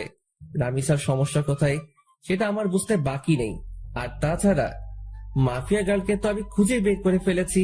সে এখন আমার কাঁধে মাথা রেখে শুয়ে আছে। রামিসা হয়তো ভাবছে মাফিয়া গার্লকে, সেটা জানতে এখন আমার বাকি আছে। আমি যে মাফিয়া গার্লকে ধরে ফেলেছি সেটা সে এখনো বুঝতে পারেনি। সে ভেবেছে ফেক কাউকে ধরেছি আমি, না হয়তো তাকেই ধরতাম। আর আমি তখন ইচ্ছে করেই ফোন করে মাফিয়া গার্লের কথা তুলেছি, যাতে করে রামিসা রিয়াকশন করে। আর রামিসা সেটাই করলো। এই আকাশ, কি ভাবছো? হ্যাঁ, আমি তোমায় এতটা সময় কি বললাম? হ্যাঁ, শুনছি তো। প্লিজ তুমি মাফিয়া গার্লের খোঁজ করা ছেড়ে দাও। তাকে খোঁজ করতে গেলে তুমিই মারা পড়বে। সে একটা খতরনাক ব্র্যান্ড। রামিসা, তুমি টেনশন নিও না। আমি মাফিয়া গার্লের আর খোঁজ করব না। মনে মনে বললাম, খোঁজ তো পেয়েই গেছি, আর হাসির রহস্য কি সেটা তো আমি না জানি। এই তো আমার বাবুন, তোমাকে। আচ্ছা একটা কথা, তখন যে তুমি আমাকে বললে যে তুমি মাফিয়া গার্লকে ধরে ফেলেছো, তুমি কি সত্যিই ধরেছো তাকে? আরে রামিসা, তুমি কি পাগল? হ্যাঁ, মাফিয়া গার্লের মতন খাতারনাক খিলাড়িকে আমি কি করে ধরবো? যেখানে তাকে সারা দেশের প্রশাসন মিলে ধরতে পারিনি, সেখানে তাকে আমি ধরবো? হ্যাঁ, আমি তো মজা করেছি। আকাশ, তুমি না অনেক দুষ্টু হয়ে গেছো। সে আজ নতুন না, আগ থেকেই দুষ্ট আমি। আমার কথা শুনে রামিসা ফিক করে হেসে দিল। রামিসার চেহারার 12টা বেজেছিল এতটা সময়, কিন্তু এখন হুট করেই আমার কথা শুনে তার চেহারায় হাসি রেখা ফুটে উঠেছে। কারণ সে ভেবেছে সত্যি হয়তো মাফিয়া গার্লকে, সেটা আমি জেনে গেছি। কিন্তু এখন আমার কথা শুনে বুঝেছে যে আমি মজা করেছি। তবে সত্যিটা কিন্তু ভিন্ন। মাফিয়া গার্লের তালাশ আমি পেয়ে গেছি। দেখো, আবারও চুপচাপ হয়ে গেছে ছেলেটা। এই, তোমার কি হয় হ্যাঁ মাঝে মাঝে? আরে না, তেমন কিছু না। তেমন কিছু না হলেই ভালো। আচ্ছা আকাশ, একটা কথা বলো তো, আমাদের ফিউচার নিয়ে কিছু ভেবেছো তুমি? হ্যাঁ, অনেক কিছু ভেবেছি আমি। পড়ালেখা শেষ হলেই আমরা বিয়ে করে নিব। Love you Akash. Love you too Ishita. এই কি বললো তুমি? না না, কিছু না। ঈশিতা নামটা শুনতেই রামিসা চমকে উঠল। সরি রামিসা, আসলে ভুল করে অন্য নাম বের হয়েছে মুখ দিয়ে। ও আচ্ছা, চলো এবার উঠি আমরা, অনেকটা সময় তো বসলাম। হ্যাঁ চলো। তারপর সেখান থেকে উঠে দুজন দুজনের বাসায় চলে এলাম। কিন্তু একটা জিনিস আমার এখনো চোখে বাড়ি খাচ্ছে। যখনই ঈশিতা নামটা বলেছি তখনই রামিসার চোখ কপালে উঠে গিয়েছিল, আর তার পরক্ষণে সে চলে যাওয়ার জন্য পাড়াপাড়ি শুরু করে দেয়। রামিসার হতাশাগ্রস্ত চেহারায় কিন্তু আমাকে পুরোপুরি ক্লিয়ার করে দেয় তার ভয়ঙ্কর ডার্কনেস সম্পর্কে। কিন্তু আমি এখন কোনো ধরনের হাঙ্গামাই করব না, কারণ আমি আরো ভালো করে জাস্টিফাই করব রামিসার সম্পর্কে, কেন সে এই পথে নেমেছে আর কি বা তার উদ্দেশ্য। সাথে সাথে নিলয়কে ফোন দিলাম। নিলয়, আমি কি বলি মন দিয়ে শোন। হ্যাঁ ভাই বলেন। শোন, আমি মাফিয়া গার্লকে ধরে ফেলেছি। কি ভাই, আপনি সত্যি ধরে ফেলেছেন? হ্যাঁ, আমি মাফিয়া গার্লকে ধরে ফেলেছি, তাই তোকে ফোন দিয়েছি। শোন, তোকে একটা কাজ করতে হবে এখন। কি কাজ ভাই? মাফিয়া গার্লের কিছু ডিটেলস তোকে আমি দিচ্ছি, তুই সেই অনুযায়ী তার সম্পর্কে তালাশ করে বের করবি যে সে কেন এই পথে নেমেছে। আচ্ছা ভাই। কিন্তু শোন, এই কথা যেন কারোর কানে না যায়, বিষয়টা যেন তোর আর আমার মাঝে থাকে। ওকে ভাই। নিলয়কে রামিসার হালকা পাতলা কিছু তথ্য দিলাম, যাতে করে সে রামিসার সম্পর্কে খোঁজ বের করতে পারে। এদিকে আমিও খোঁজ চালাচ্ছি রামিসাকে নিয়ে। এভাবে 2-3টা দিন কেটে গেল। 4 দিনের মাথায় নিলয় আমাকে ফোন দেয়। ভাই ভয়ঙ্কর কিছু তথ্য হাতে এসেছে। কি তথ্য? ভাই মাফিয়া গালের একটা ছোট ভাই ছিল, যার নাম ছিল রাফসান। আপনি কি তাকে চেনেন বা জানেন?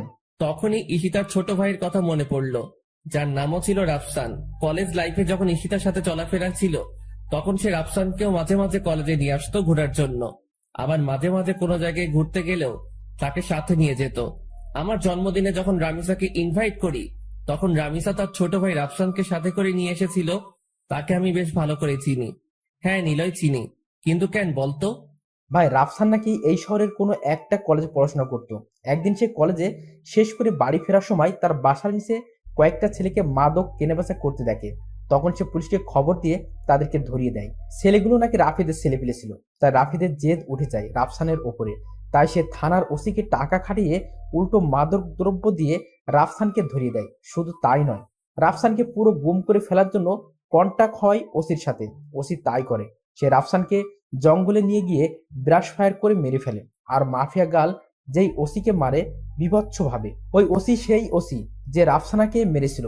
মাফিয়া গাল হয়তো তার ভাইয়ের প্রতিশোধ নেওয়ার জন্য এমন পন্থা অবলম্বন করেছে। নিলয়ের কথা শুনে বুকের ভিতর দাউ দাউ করে আগুন জ্বলতে শুরু করলো। তাহলে তো মাফিয়া গার্ড যা করছে সবটাই ঠিক করছে। আচ্ছা ঠিক আছে নিলয়, এবার ফোন রাখলাম। ফোনটা রেখে দিয়ে চুপচাপ বসে আছি। মাথার রক পুরো চটে গেছে নিলয়ের কথা শুনে। না, আজকের পর রামিসাকে আমি আড়াল থেকে পুরোপুরি সাপোর্ট করব, কারণ ভাই মরেছে, সেই কষ্ট তারই হয়েছে। কেউ তার কষ্টের ভাগ নেয়নি, তাই তো সে এমন ভয়ঙ্কর রূপ ধারণ করেছে। রামিসা, তুমি যা করেছো একদম ঠিকই করেছো। আজকের পর আমি আকাশ বেঁচে থাকতে দেখবো তোমার গায়ে কে হাত দেয়। সব কয়টার হাত আমি শরীর থেকে আলাদা করে ফেলবো। গা পুরো শিরশির করে কাঁপছে। না, গিয়ে গোসল করে আসি। তাড়াতাড়ি ওয়াশরুমে ঢুকে পড়লাম। অনেকটা সময় পর গোসলখানা থেকে বের হলাম। মাথায় ইচ্ছে মতন পানি ঢেলেছি, কারণ রক্ত চটে গিয়েছিল মাথায়, তাই নিজেকে শান্ত করেছি। ফ্রেশ হয়ে এসে খেয়ে নিলাম। খেয়ে দিয়ে টিভিটা চালিয়ে দিলাম। শুয়ে শুয়ে টিভি দেখছি। তখনই একটা নিউজ চোখের সামনে ভেসে উঠল। ডিবি পুলিশের প্রধান জিডি সে মাফিয়া গার্ড সম্পর্কে বক্তব্য দিচ্ছে। মাফিয়া গালের কোডিং দিয়ে আমরা তার তথ্য বের করে নিয়েছি। আগামী 24 ঘন্টার মধ্যে আমরা তাকে ধরে এনে হাজতে ভরবো। নিউজটা শুনে ভিতরে ছ্যাদ করে উঠল। কি, তোরা 24 ঘন্টার মধ্যে মাফিয়া গার্লকে ধরবি? আমি আকাশ বেঁচে থাকলে দেখবো তোরা কি করে মাফিয়া গার্লকে গ্রেপ্তার করিস। সাথে সাথে টিভি অফ করে দিয়ে রামিসাকে ফোন দিলাম, সে ফোন রিসিভ করলো না। বেশ অনেক কয়বার ফোন দিয়েছি, কিন্তু সে রিসিভ করেনি। এইভাবে রাত হয়ে গেল। পরে সে নিজেই আমায় ফোন দিল। আকাশ, সরি, আসলে অনেকটা ঝামেলার মধ্যে আছি। প্লিজ তুমি কিছু মনে করিও না, কাল কলেজে আসলে কথা হবে। আচ্ছা ঠিক আছে, সাবধানে থেকো। আমি কথা শেষ করার আগেই রামিসা ফোনটা কেটে দিল। রামিসার আচরণে খুব টেনশন হচ্ছে, হয়তোবা সেও এই নিউজটা দেখেছে, তাই সে এমন ভয়ে আছে। না হলে হয়তোবা অন্য কোনো ঝামেলা হয়েছে। ধ্যাত মাথায় কিছুই কাজ করছে না। কখন যে সকাল হবে সেই অপেক্ষায় আছি। কোনোভাবে রাতটা পার করে দিলাম। সকালে কলেজে গিয়ে দেখি রামিসা আগ থেকে কলেজে এসে পড়েছে। তাকে দেখে খুব চিন্তিত লাগছে। রামিসা, তুমি কি কোনো কিছু নিয়ে চিন্তিত? না না, আমি কিছু নিয়েই চিন্তিত না। প্লিজ তুমি ক্লাসরুমে চলো, আমার এখানে দাঁড়িয়ে থাকতে খুব ভয় হচ্ছে। আরে পাগল, কিসের ভয়? হ্যাঁ প্লিজ তুমি ক্লাসের ভিতরে চলো না। আচ্ছা বাবু, চলো। ক্লাসরুমের ভিতরে আসলাম রামিসাকে নিয়ে। সে হুট করে আমায় জড়িয়ে ধরে কান্না শুরু করে দিল। ওকে কিছু বলতে যাব, ঠিক সেই সময় হট্টগোলের আওয়াজ কানে ভেসে আসলো। সাথে সাথে জানালা দিয়ে বাহিরে কি হয়েছে দেখার চেষ্টা করলাম। বাহিরে দেখেই তো চোখ পুরো কপালে উঠে গেল। বাহিরে 20-25টা পুলিশের গাড়ি। গাড়ি থেকে নেমে সবাই বন্দুক হাতে একদিকেই এগিয়ে আসছে। আস্তে আস্তে রামিসার খোঁজ করছে পুলিশগুলো। সবাই আমাদের ক্লাসরুমের দিকে আঙুল দেখিয়ে দিল। রামিসা, তুমি কোনো ভয় পেও না, আমি আছি। আকাশ, ওরা আমায় নিয়ে যাবে। ওরা আমায় আর কোনোদিন তোমার সাথে দেখা করতে দেবে না। ওরা আমায় থানায় নিয়ে গিয়ে মেরে ফেলবে। রামিসা, কেউ তোমার কিচ্ছু করতে পারবে না, তুমি প্লিজ শান্ত হও। আকাশ প্লিজ, তুমি আমায় ক্ষমা করে দাও। আমি হয়তো তোমার সাথে জীবনের শেষ সময় অবধি পার করতে পারবো না। রামিসা, চুপ হতে বলেছি ধমক দিয়ে। চলো তুমি আমার সাথে বাহিরে, দেখি তোমার গায়ে কে হাত দেয়। তারপর রামিসাকে নিয়ে বাহিরে চলে গেলাম। সবাই তাকিয়ে তাকিয়ে দৃশ্য দেখছে। পুরো কলেজ হতভম্ব হয়ে আছে এতগুলো পুলিশ দেখে। পুলিশ রামিসাকে দেখে ওকে গ্রেফতার করতে ছুটে আসে। এই তোরা কেউ আমার রামিসার গায়ে হাত দিবি না। তখনই পুলিশের অফিসার একজন বলে ওঠে, কি তোরও শ্বশুর বাড়ি যাওয়ার ইচ্ছে হচ্ছে মনে হয়? এই অফিসার, আমার শ্বশুর বাড়ি যাওয়ার ইচ্ছে নেই, বরং তোর মরার পাটনা গজিয়েছে। সাহস থাকলে ওর গায়ে হাত দিয়ে দেখা। আমার মুখে ধারালো কথা শুনে সমস্ত পুলিশ আমার দিকে গুলি তাক করে ধরে। বেটা, দেখি খুব বড় বড় কথা বলছিস। শোন, বেশি উড়াউড়ি ভালো না। আমি যদি একবার বলি তাহলে সবাই গুলির বুলেটগুলো তোর পেটের মধ্যে পুড়ে দিবে আর তুই ঝাঁঝরা হয়ে যাবি। হাসালি রে ভাই, এই ঘুষখোরের বাচ্চা, কান খুলে শুনে রাখ। এখানে তো কিছু সংখ্যক পুলিশ মাত্র তোরা। সারা শহরের সবকটা পুলিশ মিলেও যদি একত্রে হয়ে আসিস, তাও তোরা এই আকাশের বালো ফালাইতে পারবি না। কারণ তোদের সামনে যে দাঁড়িয়ে আছে সেই সাদাসিধা একটা ছেলে আকাশ, কিন্তু তার ভিতরে ভয়ঙ্কর যেই হায়নাটা লুকিয়ে আছে তার নাম হচ্ছে আগুন। আকাশের মুখে আগুন নামটা শুনে পুলিশের অফিসার ভয়ে কয়েক কদম পিছনে চলে যায়। আর আকাশের পাশে যে পুলিশগুলা ছিল তারা দৌড়ে আকাশের পাশ থেকে সরে যায়। সবাই যেন কোন এক ভয়ঙ্কর হায়নার সামনে পড়ে গেছে, যার রক্তের নেশায় একবার উঠলেই পুরো দুনিয়াদারি শ্মশানঘাট বানিয়ে ফেলবে।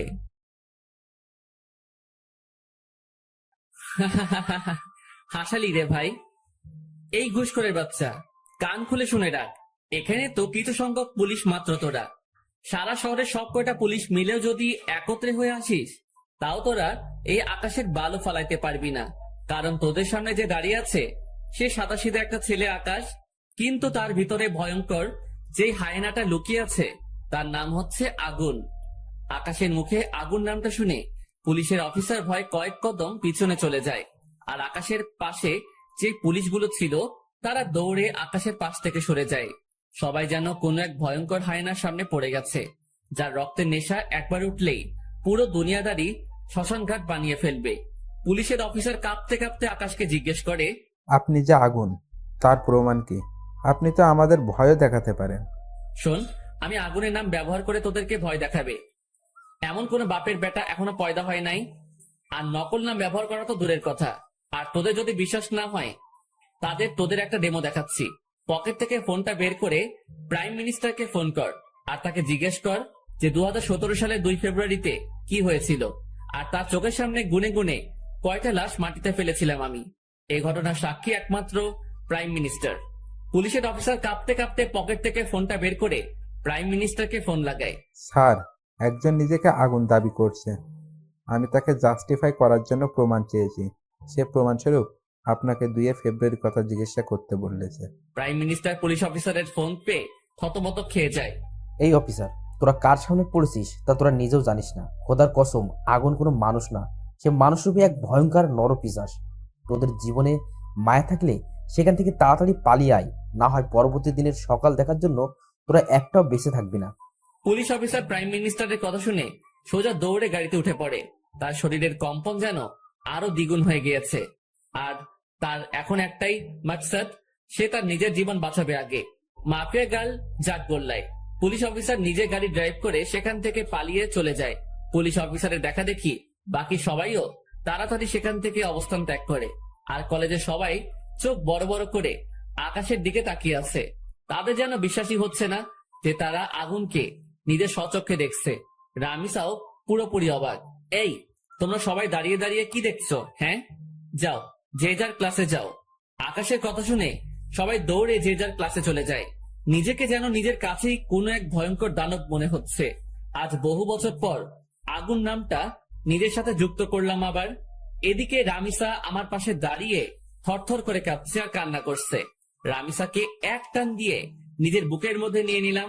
এই পাগলি বউ আমার, কান্না করে না। আমি আকাশ থাকতে তোমার গায়ে কে হাত দিবে? হ্যাঁ, বলেছিলাম না তোমার বিপদে আমি আকাশ একা দাঁড়ালেই যথেষ্ট, তোমার নিজেরও টেনশন করতে হবে না তা নিয়ে। আকাশের কথা শুনে রামিসা আরো শক্ত করে আকাশকে জড়িয়ে ধরে আর পাগলের মতন চুমু খেতে থাকে আকাশের বুকের মধ্যে। আকাশের বুকে চুমু খাচ্ছে আর পাগলের মতন কান্না করছে রামিসা। সে যেন নিজেকে আর কোনোভাবেই কন্ট্রোল করতে পারছে না। চোখের পানি নাকের পানি দিয়ে আকাশের বুক পুরো ভিজিয়ে ফেলেছে। আকাশ প্লিজ, তুমি আমায় কখনো ছেড়ে যেও না। আমি তোমাকে কখনো হারাতে চাই না। এমনিতেও আমি আমার কলিজার ভাইটাকে হারিয়েছি। না বাবুন, কোথাও যাব না তোমায় ছেড়ে। আমি সব সময় তোমার সাথে আছি। হয়েছে, এবার কান্না অফ করো। আকাশের কথা শুনে রামিসা কান্না অফ করে দেয়, কিন্তু ফোপানি কোনোভাবেই বন্ধ হয় না তার। পাগলি বউ আমার বলে রামিসাকে কোলে উঠিয়ে নিলাম। তারপর ক্লাসরুমে চলে গেলাম। ক্লাসরুমের সবাই আমাদের দিকে করুণ দৃষ্টিতে তাকিয়ে আছে। মনে হচ্ছে যেন আমার কাছে তারা নিজের প্রাণ ভিক্ষা চাইছে। আরে ভাই, আজব তো।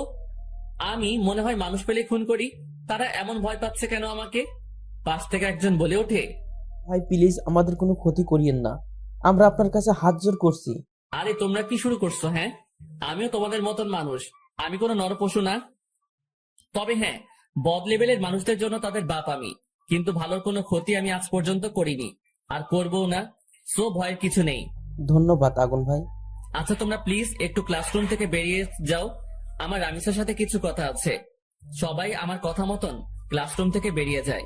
আমি রামিসাকে কোল থেকে নামিয়ে দেই। এই পাগলি, এখনো ভয় আছো তুমি? হ্যাঁ, অনেক ভয়ে আছি, কারণ তুমি তো জেনেই গেছো যে আমি মাফিয়া গার্ল। তো তুমি যদি আমার উপরে কোনো রাগ ছাড়ো। আমার মাথা খারাপ? হ্যাঁ, যে আমি আমার বাবুনির উপরে রাগ ছাড়বো? তবে হ্যাঁ, সত্যি বলতে তোমার উপরে অনেক রাগ জমেছিল আমার, কিন্তু সেসব আর নেই, কারণ তোমার এই পথে আসার রিজন আমি জেনে গেছি। কিন্তু একটা কথা বলো তো, যে তুমি এত কিছু করলে কি করে? সেদিন যখন 3টার সময় তোমার সাথে আমি বসেছিলাম, কিন্তু অন্যদিকে মাফিয়া গার্লের লাইট চলছিল কি করে? সেদিন তুমি যখন বলো আমায় যে তুমি 3টার সময় আমার সাথে দেখা করতে চাও, তখন শুরুতে আমি বারণ করি, কিন্তু পরে ঠিকই হ্যাঁ বলি, কারণ তুমি আমায় সন্দেহ করেছিলে, সেটা আমি বুঝতে পারছিলাম। তাই আমি আগ থেকেই লাইভ রেকর্ড করে সেটা 3টায় কাটায় কাটায় সেট করে দিই, আর 3টা বাজতেই সেটা প্লে হয়ে যায় আপনা আপনি। ও বাপরে বাপ, কি মাথা তোমার! আচ্ছা, তা না হয় বুঝলাম, কিন্তু তুমি আমার আইডি কেন হ্যাক করতে উঠে পড়ে লেগেছিলে? আর কি করেই বা জানলে যে আমি মাফিয়া গার্লের তালাশ করেছি? তুমি আর শামীম একদিন নদীর পাড়ে বসে বসে আমাকে নিয়ে কথা বলছিলে, আর সাইডে আমি ল্যাপটপ নিয়ে বসেছিলাম। তখন তোমাদের কথা আমার কাছে আসে, তাই তোমার আইডি হ্যাক করে তোমার শিক্ষা দিতে চেয়েছিলাম, কিন্তু পরে দেখি তুমি আমার থেকেও বড় ধরনের খেলোয়াড়, তাই তোমার উপরে রাগ উঠে যায়। তাই এরপর থেকে অনেকবার তোমার আইডি হ্যাক করতে চেষ্টা করেছি আমি, কিন্তু পারিনি। আর তাছাড়া পরে যখন তুমি আমায় প্রপোজাল দাও, আমার সাথে যখন পুরোপুরি মিশে যাও, তখন তোমার উপর থেকে সমস্ত রাগ উঠে যায় আমার। কিন্তু এর পরেও তোমার আইডি হ্যাক করতে চেষ্টা করি। সেটার আসল রিজন হচ্ছে তোমাকে যাচাই করা। আমি দেখতে চেয়েছিলাম তোমার অন্য কোনো মেয়ের সাথে রিলেশন আছে কিনা। রামিসা, তুমি আসলেই মাফিয়া গার্ল নামটা এমনি এমনি রাখোনি। তোমার কাজ বারে বারের সাথে সত্যি নামটার পুরোপুরি মিল রয়েছে। তুমিও তো কম না, কত বড় মাপের মাফিয়া তুমি। তোমার নাম জানে না এমন কেউ নেই। আমার কথা বাদ দাও, আগে তোমারটা বলো, কারণ মাথায় তোমাকে নিয়ে অনেক কয়টা জটলা পেকে আছে। আচ্ছা, তুমি তোমার পুরো আইডেন্টিটি পরিবর্তন কেন করলে? তোমার নাম, চেহারা সবকিছুই কেন হাইড করলে? আর তুমি তো আমার সাথে আগে চলাফেরা করেছো। তুমি তো চাইলে শুরুতে এসে আমার সাথে মিশতে পারতে। আমি প্রতিশোধ নেওয়ার জন্য সব রকমের আইডেন্টিটি মুছে ফেলেছি। আর চেহারা পরিবর্তন না করলে অনেক আগেই ধরা খেয়ে যেতাম, তাই চেহারাও পরিবর্তন করে ফেলেছি। তবে হ্যাঁ, তোমার সাথে আমার আগে থেকেই চলাফেরা ছিল, কিন্তু আমি চাইনি কোনো রিস্ক নিতে। কারণ কারণ এসব করাকালীন যার সাথেই আমার চলাফেরা থাকবে সেই আমায় সন্দেহ করবে, তাই নিজেকে গুটিয়ে রেখেছিলাম। কিন্তু পরবর্তীতে আর পারলাম না, তোমার ভালোবাসায় আটকে গেলাম। হয়তো এটাই আমার সবচাইতে বড় দুর্বলতা হয়ে দাঁড়িয়েছে। দুর্বলতা না, এটাই তোমার কমজোরি ছিল। কারণ তুমি যে মাফিয়া গার্ল সেটা আমি বহু আগে থেকেই জেনে গেছি। কারণ তুমি নিজেই ভেবে দেখো, 1000বার চেষ্টা করে আইডি হ্যাক করতে পারলে না, কিন্তু পরে মিনিটের মধ্যে আইডি হ্যাক করে নিলে সেটা কি করে সম্ভব?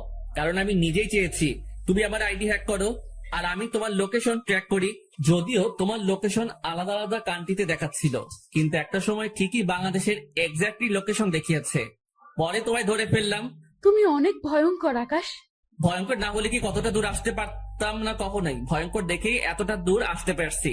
তবে যাক, আমি অনেক খুশি যে আমি আগুনকে ভালোবেসেছি, যে মানুষকে আমি খুঁজছিলাম মনে প্রাণে আমার সাহায্য করার জন্য। কারণ আমি সবকিছু একা সামলাতে পারছিলাম না, তাই তোমার সাহায্যের দরকার ছিল আমার, কিন্তু কোথাও খুঁজে পাইনি। এখন পরিশেষে এসে দেখি সেই মানুষটাই আমার ভালোবাসার মানুষ। রামিসা, যা হয়েছে হয়েছে। আজকের পর আর কখনো ওসব করবে না, কারণ আমি থাকতে তোমার অমন বাজে কাজ করতে হবে না। আমি সব দেখে নিব।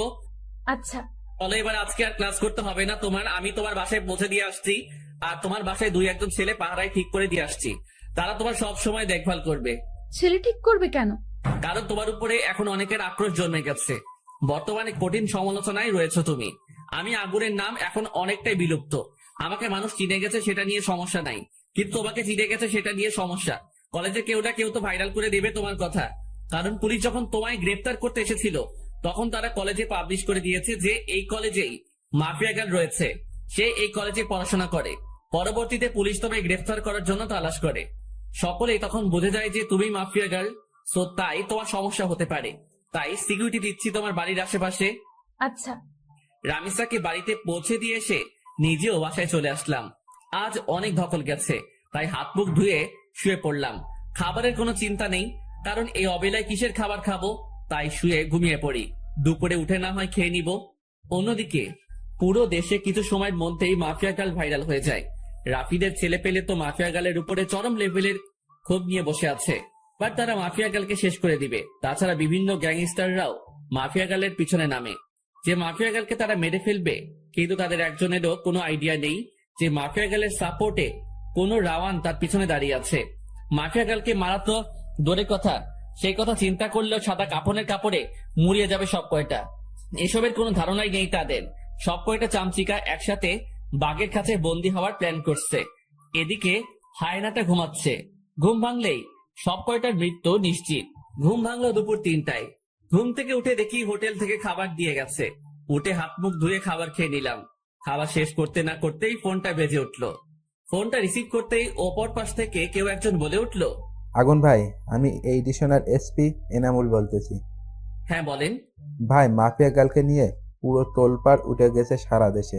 প্রশাসনের সমস্ত কর্মকর্তারা মাফিয়া গার্লের উপরে ক্ষিপ্ত হয়ে গেছে। তাছাড়া উপর থেকে আদেশ এসেছে মাফিয়া গার্লকে অ্যারেস্ট করার জন্য, কিন্তু ডিপার্টমেন্ট আপনার ভয়ে কোনো কথা বলছে না, আর কেউ সাহস করতে পারছে না মাফিয়া গার্লকে অ্যারেস্ট করার। কারণ পুরো ডিপার্টমেন্টের কানে এই খবর পৌঁছে গেছে যে মাফিয়া গার্লের পিছনে আগুন দাঁড়িয়ে আছে। ভাই প্লিজ, মাফিয়া গার্লকে প্রশাসনের হাতে সঁপে দিন। স্যার, আমি একবার বলে দিয়েছি যে আমার রামিসার দিকে যে নজর দেবে তার চোখ আমি উপড়ে ফেলবো। সো রামিসাকে, মাফিয়া গার্লকে আমি সঁপে দিব না, কারণ সে আমার ভবিষ্যৎ স্ত্রী। প্লিজ স্যার, বুঝার ট্রাই করুন। মাফিয়া গার্লকে অ্যারেস্ট না করলে অনেক ঝুঁকির মুখে পড়তে হবে আমাদেরকে। সেটা আপনারা বুঝেন আপনাদেরটা, কিন্তু মাফিয়া গার্ল কখনো থানায় যাবে না। রাখলাম ফোন। তারপরে এইডি শোনালো, এসপির মুখের উপরে ফোন রেখে দিলাম। মেজাজ পুরো খারাপ হয়ে গেছে। তার কত বড় বুকের পাঠা যে সে আমায় বলে রামিসাকে আমি তাদের হাতে সঁপে দিতাম, আমার কলিজাকে আমি 4 দেওয়ালের মাঝে বন্দি করে দিতাম। কত বড় সাহস তার! এখন যদি সে সামনে থাকতো, নির্ঘাত সে মারা পড়তো আমার হাতে। না, দেখি একটু রামিসার সাথে কথা বলি। রামিসাকে ফোন লাগালাম। হ্যাঁ কলিজা, বলো। কলিজা, খাওয়া দাওয়া করছো? হ্যাঁ, তুমি?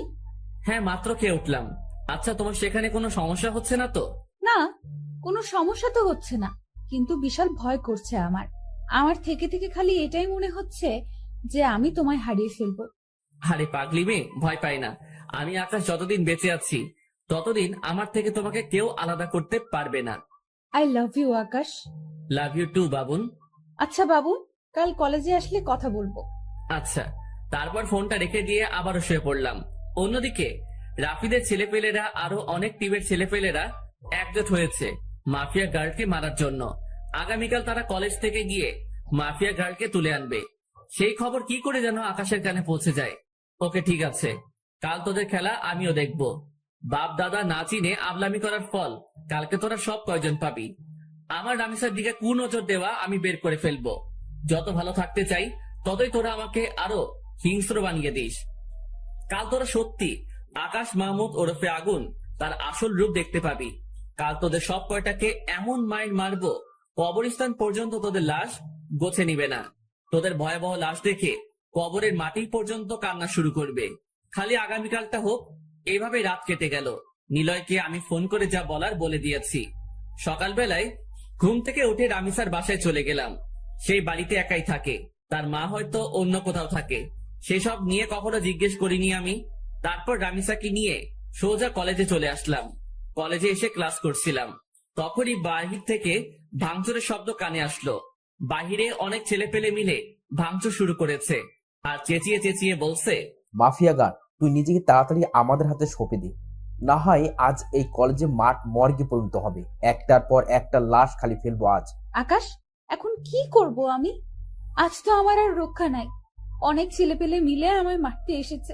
কলিজা, আমি কি তোমায় হারিয়ে ফেলবো? রামিসা, কিচ্ছু হবে না। তুমি ক্লাস থেকে হয়ে তাদের সামনে যাও, আমি পিছনে পিছনে আসছি। তোমার ভয়ের কোনো কারণ নেই, আমি তোমার সাথে আছি, মাথায় রেখো। আচ্ছা। রামিসা ক্লাসরুম থেকে বের হয়ে ছেলেপেলের সামনে যায়। এদিকে পুরো কলেজের সমস্ত ছেলেপেলে ভয়ে চুপসে আছে।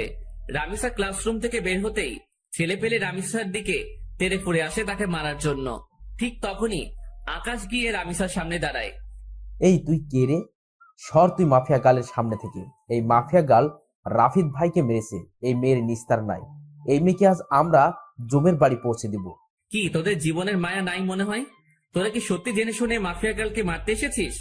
এই স্যামরা, বক বক না করে মাফিয়া গার্লের সামনে থেকে সর, না হয় তোর খেলও খতম করে দিব। হাসাইলি ভাই, তোরা তাহলে সত্যি না জেনে এসেছিস যে মাফিয়া গার্লের সাথে কে দাঁড়িয়ে আছে? ভাই শোন, নিজের জীবনকে ভালোবাসলে দৌড়ে পালা এখান থেকে তাড়াতাড়ি, না হয় খোদার কসম দুনিয়ার মুখ আর দেখবি না তোরা। এই কে রে তুই? হ্যাঁ, এত বড় লেকচার কাদের সামনে দিচ্ছিস তুই? হ্যাঁ, একবার তাকে দেখতো কত ছেলে পেলে আমরা। এই বেটা শোন, আগুন কোনো ছেলেপেলেদের গুনে না। সে একা কয়েকটাকে একা গিলে খেতে পারে। ছেলেটা আকাশের মুখে আগুনের নাম শুনে থতমত খেয়ে যায়। সে ভয়ে পিছু কয়েক কদম পিছনে সরে যায়। দেখ, তোর নাম বহু শুনেছি, কিন্তু সেই সময় পুরনো হয়ে গেছে। তোকে আর কেউ ভয় পায় না এখন। লোকে পেতে পারে কিন্তু আমরা পাই না। দেখ, কত ছেলে পেলে আমাদের, সব কয়টা মিলে তোর ওপরে ঝাঁপিয়ে পড়লে তুই আমাদের কিছুই করতে পারবি না। হ্যাঁ, ঠিক বলেছিস যে আমি তোদের সব কয়টার সাথে একা পারবো না, কিন্তু আমি তো একা না। একবার আশেপাশে চোখ পাকিয়ে দেখতো ভালো করে। ছেলেটা তার চারপাশে দেখে ভয় কাঁপতে কাঁপতে মাটির মধ্যে বসে পড়ে, কারণ তারা মাত্র কয়েক শতাধিক ছেলে পেলে। সে পাশে তাকিয়ে দেখে পুরো একটা দানবের দল কালো কোট টাই পরে মেশিন হাতে নিয়ে দাঁড়িয়ে আছে। একটা ইশারা পেলেই সব কয়টার খুলি উড়িয়ে দিবে দানবগুলো। ভাই, আমাদের মাফ করে দেন, আমাদের ভুল হয়ে গেছে, আর কোনোদিন এমন ভুল আর করব না। কিরে, হাওয়া ছুটে গেল এত তাড়াতাড়ি? ভাই সত্যিই আমাদের ভুল হয়ে গেছে, আমরা এমন ভুল দ্বিতীয়বার আর কোনোদিন করব না। তোদের কোনো মাফ নেই। তোরা আমার কলিজাকে মারতে এসেছিস, তোদের তো মরতে হবে। আগুন ভাই, আপনার কাজ হতে জোর করে ভিক্ষা চাইছি, আর কোনোদিন এমন ভুল করব না। একটা বারের মতন সুযোগ দেন আমাদের। আর কোনোদিন এমন ভুল করা তো দূরের কথা, মাফিয়া গালের দিকে চোখ তুলেও তাকাবো না। ঠিক আছে তো? হ্যাঁ ভাই। এবারের মতন মাফ করে দিলাম। যা এবার এখান থেকে সব কয়টা লেজ গুটিয়ে পালা। আকাশের কথা শুনে সবাই মিনিটের মধ্যেই জায়গা খালি করে ফেললো, কারণ তারা জানে যে আর এক মুহূর্ত এখানে থাকলে তাদের লাশ মাটিতে পড়বে। তাই সবাই লেজ গুটিয়ে পালিয়েছে। এদিকে রামিসা তো পুরাই অবাক আকাশের কর্মকাণ্ড দেখে। সে খুশিতে আকাশকে জড়িয়ে ধরে। কলিজা, আমি তোমায় অনেক বড় বিপদের মুখে ফেলে দিলাম, তাই না? না রামিসা, সেসব কিছুই না। বিপদ মানুষের জীবনে আসেই, আর পেরেশান জিনিসটা মানুষেরই বহন করতে হয়। হয়তো আমারও সাময়িক সময়ের জন্য বহন করতে হচ্ছে, কিন্তু এতে আমার কোনো কষ্ট বা দুঃখ নাই। কারণ পেরেশান আমার কাঁধে উঠলেও আমি আমার প্রিয় মানুষটাকে সেভ করতে পেরেছি। আকাশ, আমি অনেক বেশি ভালোবাসি রে তোমাকে, অনেক বেশি ভালোবাসি। আমি অনেক বেশি ভালোবাসি তোমায় রামিসা। হয়েছে, চলো এবার ক্লাসে যাই। রামিসাকে নিয়ে ক্লাসের দিকে রওনা দিলাম। ঠিক তখনই ছুটির ঘন্টা বেজে উঠলো। আজ নাকি আর ক্লাস হবে না, কারণ কলেজে পরিবেশ পুরো নষ্ট করে দিয়েছে ছেলেপেলেগুলো। আকাশ, ক্লাস তো ছুটি দিয়ে দিয়েছে। হ্যাঁ, তুমি থাকো, আমি তোমার ব্যাগ নিয়ে আসছি, তারপর তোমার বাসায় পৌঁছে দিব। আচ্ছা। আমি ক্লাসরুমে চলে আসলাম ব্যাগ নেওয়ার জন্য। অন্যদিকে আমার ছেলেপেলেদের ইশারা দিয়ে চলে যেতে বলেছি, তারা চলে গেছে। আমি ক্লাসরুম থেকে ব্যাগ এনে রামিসাকে নিয়ে কলেজ থেকে বের হয়ে গেলাম। রামিসা, চলো রিক্সায় করে তোমায় আজ বাসা অব্দি পৌঁছে দিয়ে আসি। না, রিক্সায় যাব না আমি। চলো, আজ হেঁটে হেঁটে প্রেম করতে করতে বাসায় যাব। আচ্ছা চলো। তারপর রামিসাকে নিয়ে তার বাসার উদ্দেশ্যে রওনা হলাম। দুজনেই হেঁটে হেঁটে গল্প করে করে বাসার দিকে যাচ্ছি। ঠিক তখনই সামনে অনেক কয়টা ছেলেপেলেকে দেখতে পেলাম। সেখানে রাফিদের ছেলেপেলেরাও আছে, যারা রামিসাকে মারতে এসেছিল। কিরে, তোরা আবার এখানে কি করছিস? তোকে আর মাফিয়া গালের জমের বাড়ি পৌঁছে দিতে এসেছি, কারণ তখন কলেজে তোর সাথে ছেলে পিলে ছিল, কিন্তু এখন তোর সাথে কেউ নাই, তুই একা। একা হলেও তোদের কেরাতে আমার বেশি সময় লাগবে না। এই, তোরা মার সব কয়টা মিলে বেটাকে আর মাফিয়া গালকে। রামিসা, তুমি পালাও, আমি এদের দেখছি। না, আমি তোমায় একা ছেড়ে কোথাও যাব না। রামিসা, আমি তোমায় পালাতে বলেছি। এটা বলতে না বলতে ছেলেপেলেরা আমার কাছে চলে আসে মারার জন্য। আমিও কম কিসে কেলাতে শুরু করলাম উড়াধুরা। 10-15টাকে একাই মেরে মাটিতে ফেলে দিয়েছি, আরো কয়েকটা এগিয়ে আসছে মারার জন্য। ওকে, তোদেরও জমের বাড়ি পাঠাবো দাঁড়া। ওদেরকে মারতে যাব, ঠিক তখনই পিছন থেকে কেউ একজন কাঠ জাতীয় কিছু একটা দিয়ে মাথার মধ্যে আঘাত করে। পিছনে ফিরে দেখি রামিসা। আমি ধপাস করে মাটিতে পড়ে গেলাম। মাথা দিয়ে চুইয়ে চুইয়ে রক্ত পড়তে আরম্ভ করলো। রামিসা, তুমি এটা আমার সাথে কি করলে?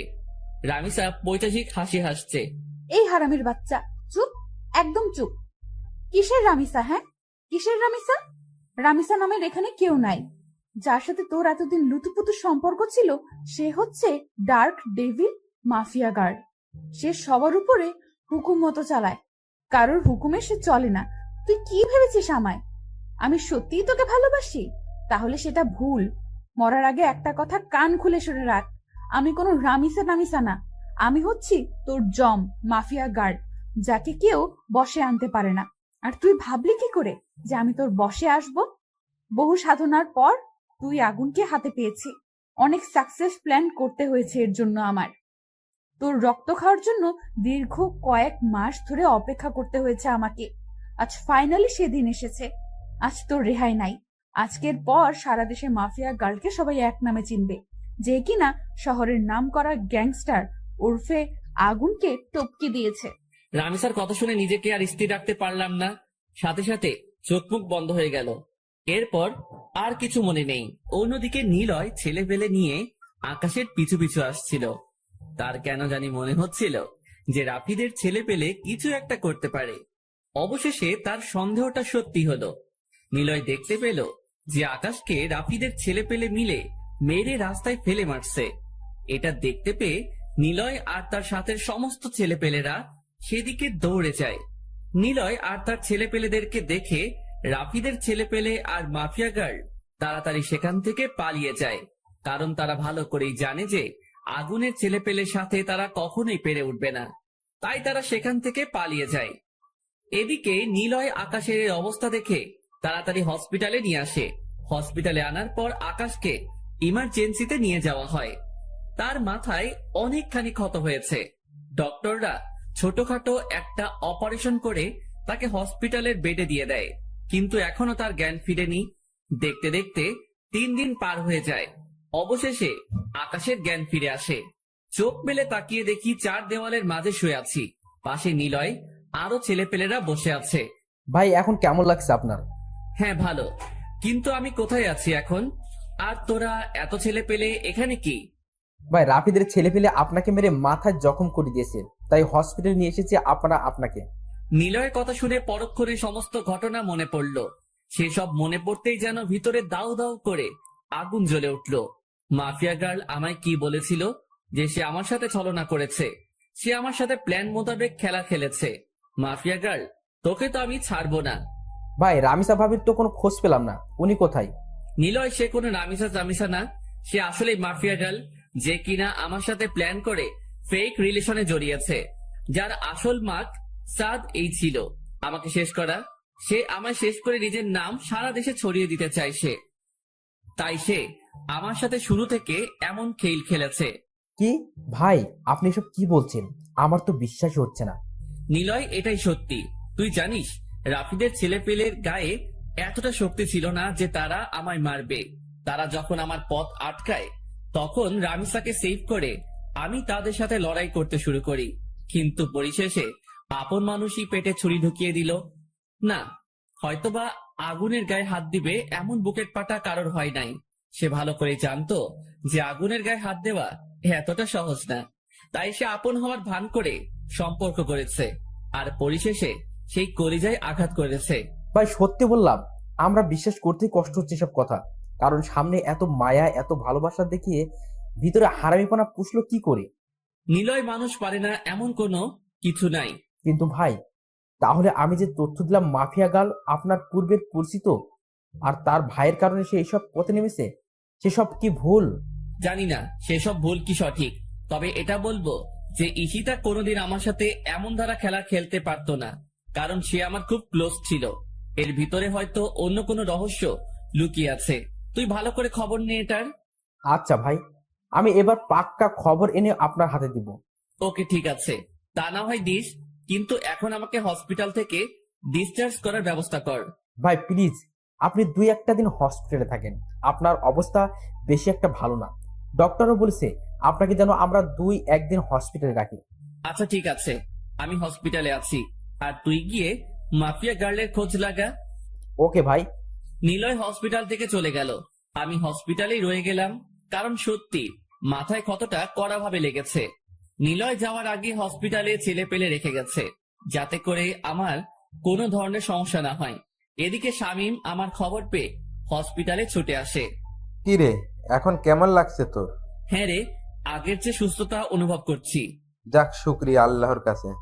কিন্তু আকাশ, তুই আমাকে তোর আসল পরিচয় বলিস নাই কেন? শামীম, সব জায়গায় সবকিছু বলতে হয় না, আর তাছাড়া তুই না শুধু, ভালো ভালো মানুষরাই আমার পরিচয় জানে না। তাই বলে আমাকেও বলবি না? সরি রে, আসলে নিজেকে হায়না পরিচয় দিতে ভালো লাগে না, তাই বলিনি তোকে। হয়েছে, থাক। কিন্তু রামিসা তোর সাথে এমনটা কেন করলো? আর রামিসাই নাকি মাফিয়া গার্ল? সে আমায় মেরে নিজের নাম ছড়াতে চেয়েছে মানুষের কাছে, তাই সে আমার সাথে ভালোবাসার নাটক করে পেটে ছুরি মেরেছে। আর সেই মাফিয়া গার্ল কিন্তু সে রামিসা না, সে আমার সাথে ফেক আইডেন্টিটি নিয়ে চলাফেরা করেছে। বাপ রে বাপ, কি খতরনাক মেয়ে রে বাবা। কিন্তু আমি একটা কথা বড়াই করে বলতে পারি, আগুনের সাথে পাঙ্গা নিয়ে সে নিজের কাল ডেকে নিয়েছে। সে হয়তো ভুলে গেছে আগুন কে, আর সে কত বড় মাফিয়া ছিল। সে শুধু কাল না, তার জীবনের সবচাইতে বড় ভুলটা করে ফেলেছে। তাকে যদি একবার হাতের সামনে পাই তাহলে সেদিনই তার শেষ দিন হবে। সে আমার ভালোবাসা দেখেছে, কিন্তু হিংস্রতা এখনো দেখেনি, সেটাও এবার দেখতে পাবে সে। আচ্ছা শোন, আমি এখন বাসায় যাচ্ছি, রাতের বেলায় এখানে এসে থাকবো আমি। না, তোর আর কষ্ট করে আসতে হবে না, আমার ছেলেপেলেরা আছে। আকাশ, তুই কি আমার বন্ধুত্বের দায়িত্ব থেকে হাঁটাতে চাইছিস? আরে না রে পাগল, সেটা না। এত ছেলেপেলে থাকতে তুই রাতে কষ্ট করে হসপিটালে থাকবি কেন? আমি থাকবো তো থাকবোই। সো রাতে আমি আসছি হসপিটালে। আচ্ছা ঠিক আছে। তারপর শামীম চলে গেল। এদিকে আমি শুয়ে বসে সময় কাটাচ্ছি। তৎক্ষণাৎ মনে পড়লো মাকে বলেছিলাম যে গত সপ্তাহে বাড়ি যাব আমি। ধ্যাত, কি করে বসলাম আমি। এই অবস্থায় বাড়ি গেলে মা আরো পাগলামো করবে। কিন্তু কি করব, কথা যে দিয়ে ফেলেছি। না, আমি কাল বাড়ি যাব। এভাবে সারাদিন কেটে গেল। রাতের বেলায় শামীম এসে হসপিটালে থাকলো। পরের দিন সকালবেলায় ডক্টর এসে চেক আপ করে বলে গেল আরো একদিন হসপিটালে থাকতে। কিন্তু আমি তো আর থাকবো না। হসপিটালে আমার দম আটকে আসছে। ডক্টর থেকে বলে করে রিলিজ করিয়ে নিয়ে বাড়ির উদ্দেশ্যে রওনা হলাম। ছেলেপেলেরা বাড়ি পর্যন্ত পৌঁছে দিয়ে গেল আমায়। আর শামীম সে তার বাড়িতে চলে গিয়েছে। বাড়ি পৌঁছাতেই আম্মু এসে আমায় ঝাপটে জড়িয়ে ধরে কান্না শুরু করে দিল। বাবা তুই এসেছিস? আজ কতদিন পর তোকে দেখছি, কিন্তু তোর মাথায় ব্যান্ডেজ কেন? কি হয়েছে তোর? মা, একটু চোট পেয়েছি। কি করে চোট পেলি তুই? হ্যাঁ, আবার কোনো মারামারি করেছিস তুই? না আম্মু, গাড়ির সাথে ধাক্কা খেয়ে এমনটা হয়েছে। সাবধানে চলাফেরা করতে পারিস না তুই? হ্যাঁ, এখানে কি তোকে বলে কয়ে সতর্ক করতে হবে? মা, আচমকা গাড়ি এসে ধাক্কা দিয়েছে, তো এতে আমি কি করব বলো? শয়তান ড্রাইভার আমার ছেলেকেই চোখে পড়েছে। তার ধাক্কা মারার জন্য একবার খালি হাতের সামনে পাই, ঠাটিয়ে লাগিয়ে দিব কয়েকটা।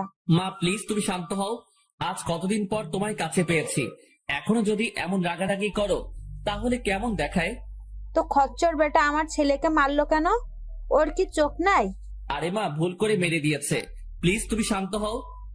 যা, শান্ত হলাম। এবার গিয়ে ফ্রেশ হয়ে আয়। তোর বাবাও অফিস থেকে ফিরেছে হয়তো, তারপর একসাথে সবাই মিলে খেয়ে নিব। আচ্ছা, কিন্তু তাহিয়া কই? তাহিয়া আমার ছোট বোনের নাম। উপরের রুমে আছে হয়তো। আচ্ছা। তারপর ফ্রেশ হয়ে উপরে চলে গেলাম। উপরে গিয়ে দেখি তাহিয়া ফোনে কি যেন করছিল। সে আমায় দেখতে পেয়ে দৌড়ে এসে আমায় জড়িয়ে ধরলো। এই কুত্তা হারামি, তোর এতদিন পর বাড়ি ফেরার সময় হয়েছে তাই না? একদম ভুলেই গেছিস তুই আমাকে। আগের মতো আর ভালোবাসিস না তুই। আরে পাগল, পড়ালেখা নিয়ে খুব চাপে থাকি রে, তাই তেমন একটা খোঁজ খবর নেওয়া হয় না কারোর। পড়ালেখা তো তুই একাই করিস, আর আমরা তো ঘোড়ার ঘাস কাটি। আরে, স্কুলের পড়া আর কলেজের পড়ার কত ডিস্টেন্স তুই জানিস? হ্যাঁ, কত মেহনত করতে হয় আমাদের পড়ালেখা নিয়ে। হয়েছে, থাক আর লেকচার দিস না। সো কতদিন থাকবা তাই বলো? আছে কিছুদিন। হ্যাঁ, তাহলে বেশ মজা হবে। কিন্তু ভাইয়া, তোর মাথায় কি হয়েছে রে? গাড়ির সাথে ধাক্কা খেয়ে মাথায় একটু চোট পেয়েছি। এত বড় দামড়া পাঠা, সে এখনো দেখে শুনে চলতে জানে না। ছি, কি শরম। একদম মাইন্ড লাগাবো তাকিয়া তোকে। সত্যি বললেই সবাই খালি মারতে চায়। তোকে যে কি বলবো ভেবে পাই না। আচ্ছা চল নিচে চল, আব্বু আসার সময় হয়েছে। তারপর সবাই মিলে খেতে বসবো। তারপর ভাই বোন দুজনেই নিচে চলে গেলাম। একটু পর আব্বু আসলো। আব্বুরও একই প্রশ্ন যে আমার মাথায় কি করে চোট লেগেছে। আব্বুকে বলতে যাব, তার আগেই আম্মু আব্বুকে বলে দিয়েছে। তোমার ছেলেকে এক বদমাইশ ড্রাইভার মেরে দিয়েছে, তাই সে মাথায় চোট পেয়েছে। দেখে শুনে চললেই তো পারিস। কি যে বলবো ভেবে পাই না। সবাই দেখি ঘুরে ফিরে একই কথা, তাই চুপ করে রইলাম। এভাবে 2 দিন কেটে গেল। বাসার সবাই আমাকে পেয়ে তো খুশি সীমা নাই। আমারও বেশ আনন্দ হচ্ছে মা বাবাকে পেয়ে। 3 দিনের মাথায় হঠাৎ আমাকে নিলয় ফোন দিল। হ্যাঁ নিলয়, বল। ভাই, অনেক বিশ্রী একটা জিনিস হাতে এসেছে। কি তথ্য পেয়েছিস বল। ভাই, বলার আগে আপনার কাছে পুরো জোর ক্ষমা চাচ্ছি। প্লিজ ভাই, আপনি আমাকে মাফ করে দিবেন। আরে বলবি তো কি হয়েছে। ভাই, গতবার আমি নিজের বলে মাফিয়া গালের তথ্য পাইনি। মাফিয়া গাল চাল করে সে নিজেই এমন ফেক তথ্য দিয়েছে আমাদের, আর আমরা ভেবেছি আমরা ছেলেপিলেরাই তথ্য কালেক্ট করেছি। কিন্তু এটা জানতাম না যে মাফিয়া গাল চেয়েছে বিধায় আমরা তার তথ্য পেয়েছি, তাও সেটা ফেক। মানে কি? ভাই, মানে হলো মাফিয়া গাল চাল চেলেছে আমাদের সাথে। সে আপনার খোঁজ বের করার জন্য ঈশিতার নাম ব্যবহার করেছে। সে বহুদিন ধরে আপনার খোঁজ করছিল, কিন্তু সে পায়নি, কারণ আপনার বিষয়ে তেমন কেউ জানে না। মাফিয়া গার্ল ও না জানানদের মধ্যে একজন, কিন্তু সে আপনার পুরনো কলেজ সম্পর্কে জানতো, যে আপনি অমুক কলেজে পড়তেন। এছাড়া কোনো তথ্যই তার কাছে ছিল না আপনার নামে, তাই সে ঈশিতার রোল প্লে করে। তবে ঈশিতার ভাইকে সত্যিই থানার ওসি মেরেছিল, তাই তারা শহর ছেড়ে গ্রামে চলে যায়। আর একদিন মাফিয়া গাল সেই ফয়দাটাই উঠায়। সে ঈশিতার ছদ্মবেশ ধরে আপনাকে খুঁজে বের করে। সে আপনার খোঁজ বের করার জন্য ভালো সাজে, থানার ওসিকে মারে। সে এমনটা করে বুঝতে চেয়েছে যে সে তার ভাইয়ের মৃত্যুর প্রতিশোধ নিচ্ছে, কিন্তু সত্যিকার অর্থে আসল ইশিতারা গ্রামে চুপচাপ বসবাস করছে। তারা সবকিছু যেন ভুলে গিয়েছে, কিন্তু মাফিয়া গাল সেই সুযোগ কাজে লাগিয়েছে। সে আপনার কাছে আসার জন্য সেসব ফেক তথ্যগুলো আমাদের হাতে তুলে দিয়েছিল, যাতে করে আপনাকে মেরে ফেলতে পারে। আর সে ইচ্ছা করেই ইশিতার ভাইয়ের ব্যাপারটা সামনে এনেছে আমাদের, যাতে করে আমরা সেই তথ্য মোতাবেক আগাই আর সে তার কাজের আঞ্জাম দিতে পারে। অবশেষে সে তাই করলো। ইশিতার নাম ব্যবহার করে ফেক তথ্য দিয়ে সে তার কাজ চালিয়ে গেল, আর মাঝে গোমরা হলাম আমরা সকলেই। নিলয়ের কথা শুনে যেন পায়ের নিচ থেকে মাটি সরে গেছে আমার। ওর কথাগুলো যেন নিজেই কানকে বিশ্বাস করাতে পারছি না আমি। নিলয়, কি বলছিস তুই এসব? হ্যাঁ ভাই, সত্যি বলছি। সে ইচ্ছা করে আমাদের ভুল তথ্য দিয়েছে ভাই। এখনকার মতে সত্যি হলো এটাই যে আমরা তার খোঁজ বের করিনি, সে আমাদের খোঁজ বের করে নিজ ইচ্ছায় যার নিজের নামে ফেক তথ্য তুলে দিয়েছে, যাতে করে আমরা গোমরা হই। মাথায় তো কিছুই কাজ করছে না নিলয়। কিন্তু একটা জিনিস ধরলাম, সে ঈশিতা। সেটা প্রমাণ করার জন্য থানার ওসিকে আর রাফিদকে মেরেছে, কিন্তু তারপরে গিয়ে রাফিদের ছেলে পেলের সাথে কি করে সে উঠা বসা করছে। আর রাফিদের ছেলে পেলে তো তাকে মারার জন্য হাই হুতাশ করছিল, কিন্তু এখন দেখি সবকিছুই উল্টো। চোরে চোরে খালাতো ভাই, আর মাঝে এসে আমার উপরে হামলা করলো। ভাই, রাফিদের ছেলেপিলে আমরা মাফিয়া গাল একজোট হওয়ার পিছনেও হয়তো ভয়ঙ্কর কোনো রাজ লুকিয়ে আছে, কারণ মাফিয়া গালের জন্য কোনো কিছুই অসম্ভব না। এখন সে যদি আপনার মতো মানুষের সাথে ছলনা করতে পারে, তাহলে রাফিদের ছেলেপিলে আর কি। আচ্ছা নিলয়, ফোন রাখলাম। আমার মাথায় আর কিছু কাজ করছে না। আমি আগে নিজেকে সামলাই, আর তুই মাফিয়া গার্লের তালাশ কর। একবার যদি ধরতে পারি মাফিয়া গার্লকে, তাহলে 100% ধরে রাখ তার যৌরঙ্গের মধ্যে পেরেক মেরে তাকে আমি চৌরাস্তার মোড়ে লটকে রাখবো। আচ্ছা ভাই, আমি তালাশ করছি মাফিয়া গালের। আমি আমার বেস্ট লাগিয়ে দিব মাফিয়া গালকে খুঁজে বের করার জন্য। নিলয়ের সাথে কথা শেষ করে চুপচাপ খাটের উপরে বসে আছি। বসে বসে সব কিছুর হিসেব মিলাচ্ছি। অন্যদিকে মাফিয়া গার্ল তার আড্ডায় বসে পৈশাসিক হাসি হাসছে। আগুন, তোর কলিজায় বসে যদি তোর মাথায় বাড়ি দিতে পারি, তাহলে তুই শিওর থাক যে আগামীবার বাড়িটা একদম বারবার জায়গায় দিব, আর তুই তৎক্ষণাৎ দুনিয়া ছেড়ে পালাবি। মাফিয়া গার্ল এত বড় খেলা খেললো আমরা সাথে ঈশিতার নাম নিয়ে। না, ওর একটা কিছু করতেই হবে। ওর জন্য নিজে একটা ফাঁদ পেতে রাখবো। এবার দেখবো মাফিয়া গার্ল তুই পালিয়ে যাস কোথায়। আগুন নিয়ে খেলা করার ফল তুই পাবি এবার। কিন্তু আরেকটা জিনিস মাথার মধ্যে ঘুরপাক খাচ্ছে, যে ঈশিতা কোথায় আছে। আর তার নাম নিয়ে মাফিয়া গার্ল আমার সাথে এত বড় খেলা করে ফেললো, কিন্তু আমি বুঝতেও পারিনি। না, একবার ঈশিতার সাথে দেখা করা দরকার। ঈশিতাকে মনে জায়গা দিয়ে যখন এত বড় বিপদের মুখে পড়েছি আমি, তাহলে ঈশিতাকে বিয়ে করব এবার। কারণ মনে তো ঈশিতার অস্তিত্ব ছিল, মাফিয়া গালের কোনো অস্তিত্ব ছিল না। সো তাকে নিয়ে ভবিষ্যৎ প্ল্যান করব আমি। এসব গিয়ে ভাবছিলাম, তখনই ফোনটা বেজে উঠলো। ফোনটা হাতে নিয়ে নাম্বার চেক করলাম। নাম্বার চেক করতেই ভিতরটা ধুপ করে মোচড় মেরে উঠলো, কারণ নাম্বারটা আন্ডারওয়ার্ল্ডের একজন বড় মাফিয়ার নাম্বার। সে হঠাৎ আমায় ফোন দিল কেন? না, একবার কথা বলেই দেখি। তারপর ফোনটা রিসিভ করলাম। ফোন রিসিভ করার পর সে আমায় যা বলল তা শুনে আর জায়গার মধ্যে স্থির থাকতে পারলাম না। ধপাস করে খাটের উপরে বসে পড়লাম। এসব শুনবার জন্য যেন আমি মোটেও প্রস্তুত ছিলাম না। ও আল্লাহ, এ তো দেখি আমার অগোচরে সব মাফিয়াদের খেলা। আগুন ভাই, আপনি একটু সাবধানে থাকবেন, কারণ সমস্ত মাফিয়ারা আপনার পিছনে উঠে পড়ে লেগেছে। সবাই চায় আপনাকে মেরে মাটিতে মিশিয়ে দিতে। তবে আমি আপনার ক্ষমতা সম্পর্কে জানি, কিন্তু তারপরেও হয়তো একবার আপনি পেরে উঠবেন না, কারণ আপনার বিপরীতে অনেক কয়েকজন দাঁড়িয়ে গেছে। সবাই চায় বাংলার মাটিতে হুকুমত চালাতে, তাই মাফিয়া গার্ড নামক ভয়ঙ্কর হাইনাটাকে আপনার জন্য ঠিক করেছে। রেদন ভাই, আগুন কত বড় খেলোয়াড় সেটা হয়তো আপনি ভুলে গেছেন। ভাই, তা আমি ভুলিনি, কিন্তু মাফিয়া গার্ড ও কম না, সে অনেক শক্তিশালী। সে এত ক্ষমতার অধিকারী যে আন্ডারওয়ার্ল্ডের তার নাম নিয়ে চর্চা হয়। আর মাফিয়া গার্ড আপনার চাইতেও কোনো অংশে কম না।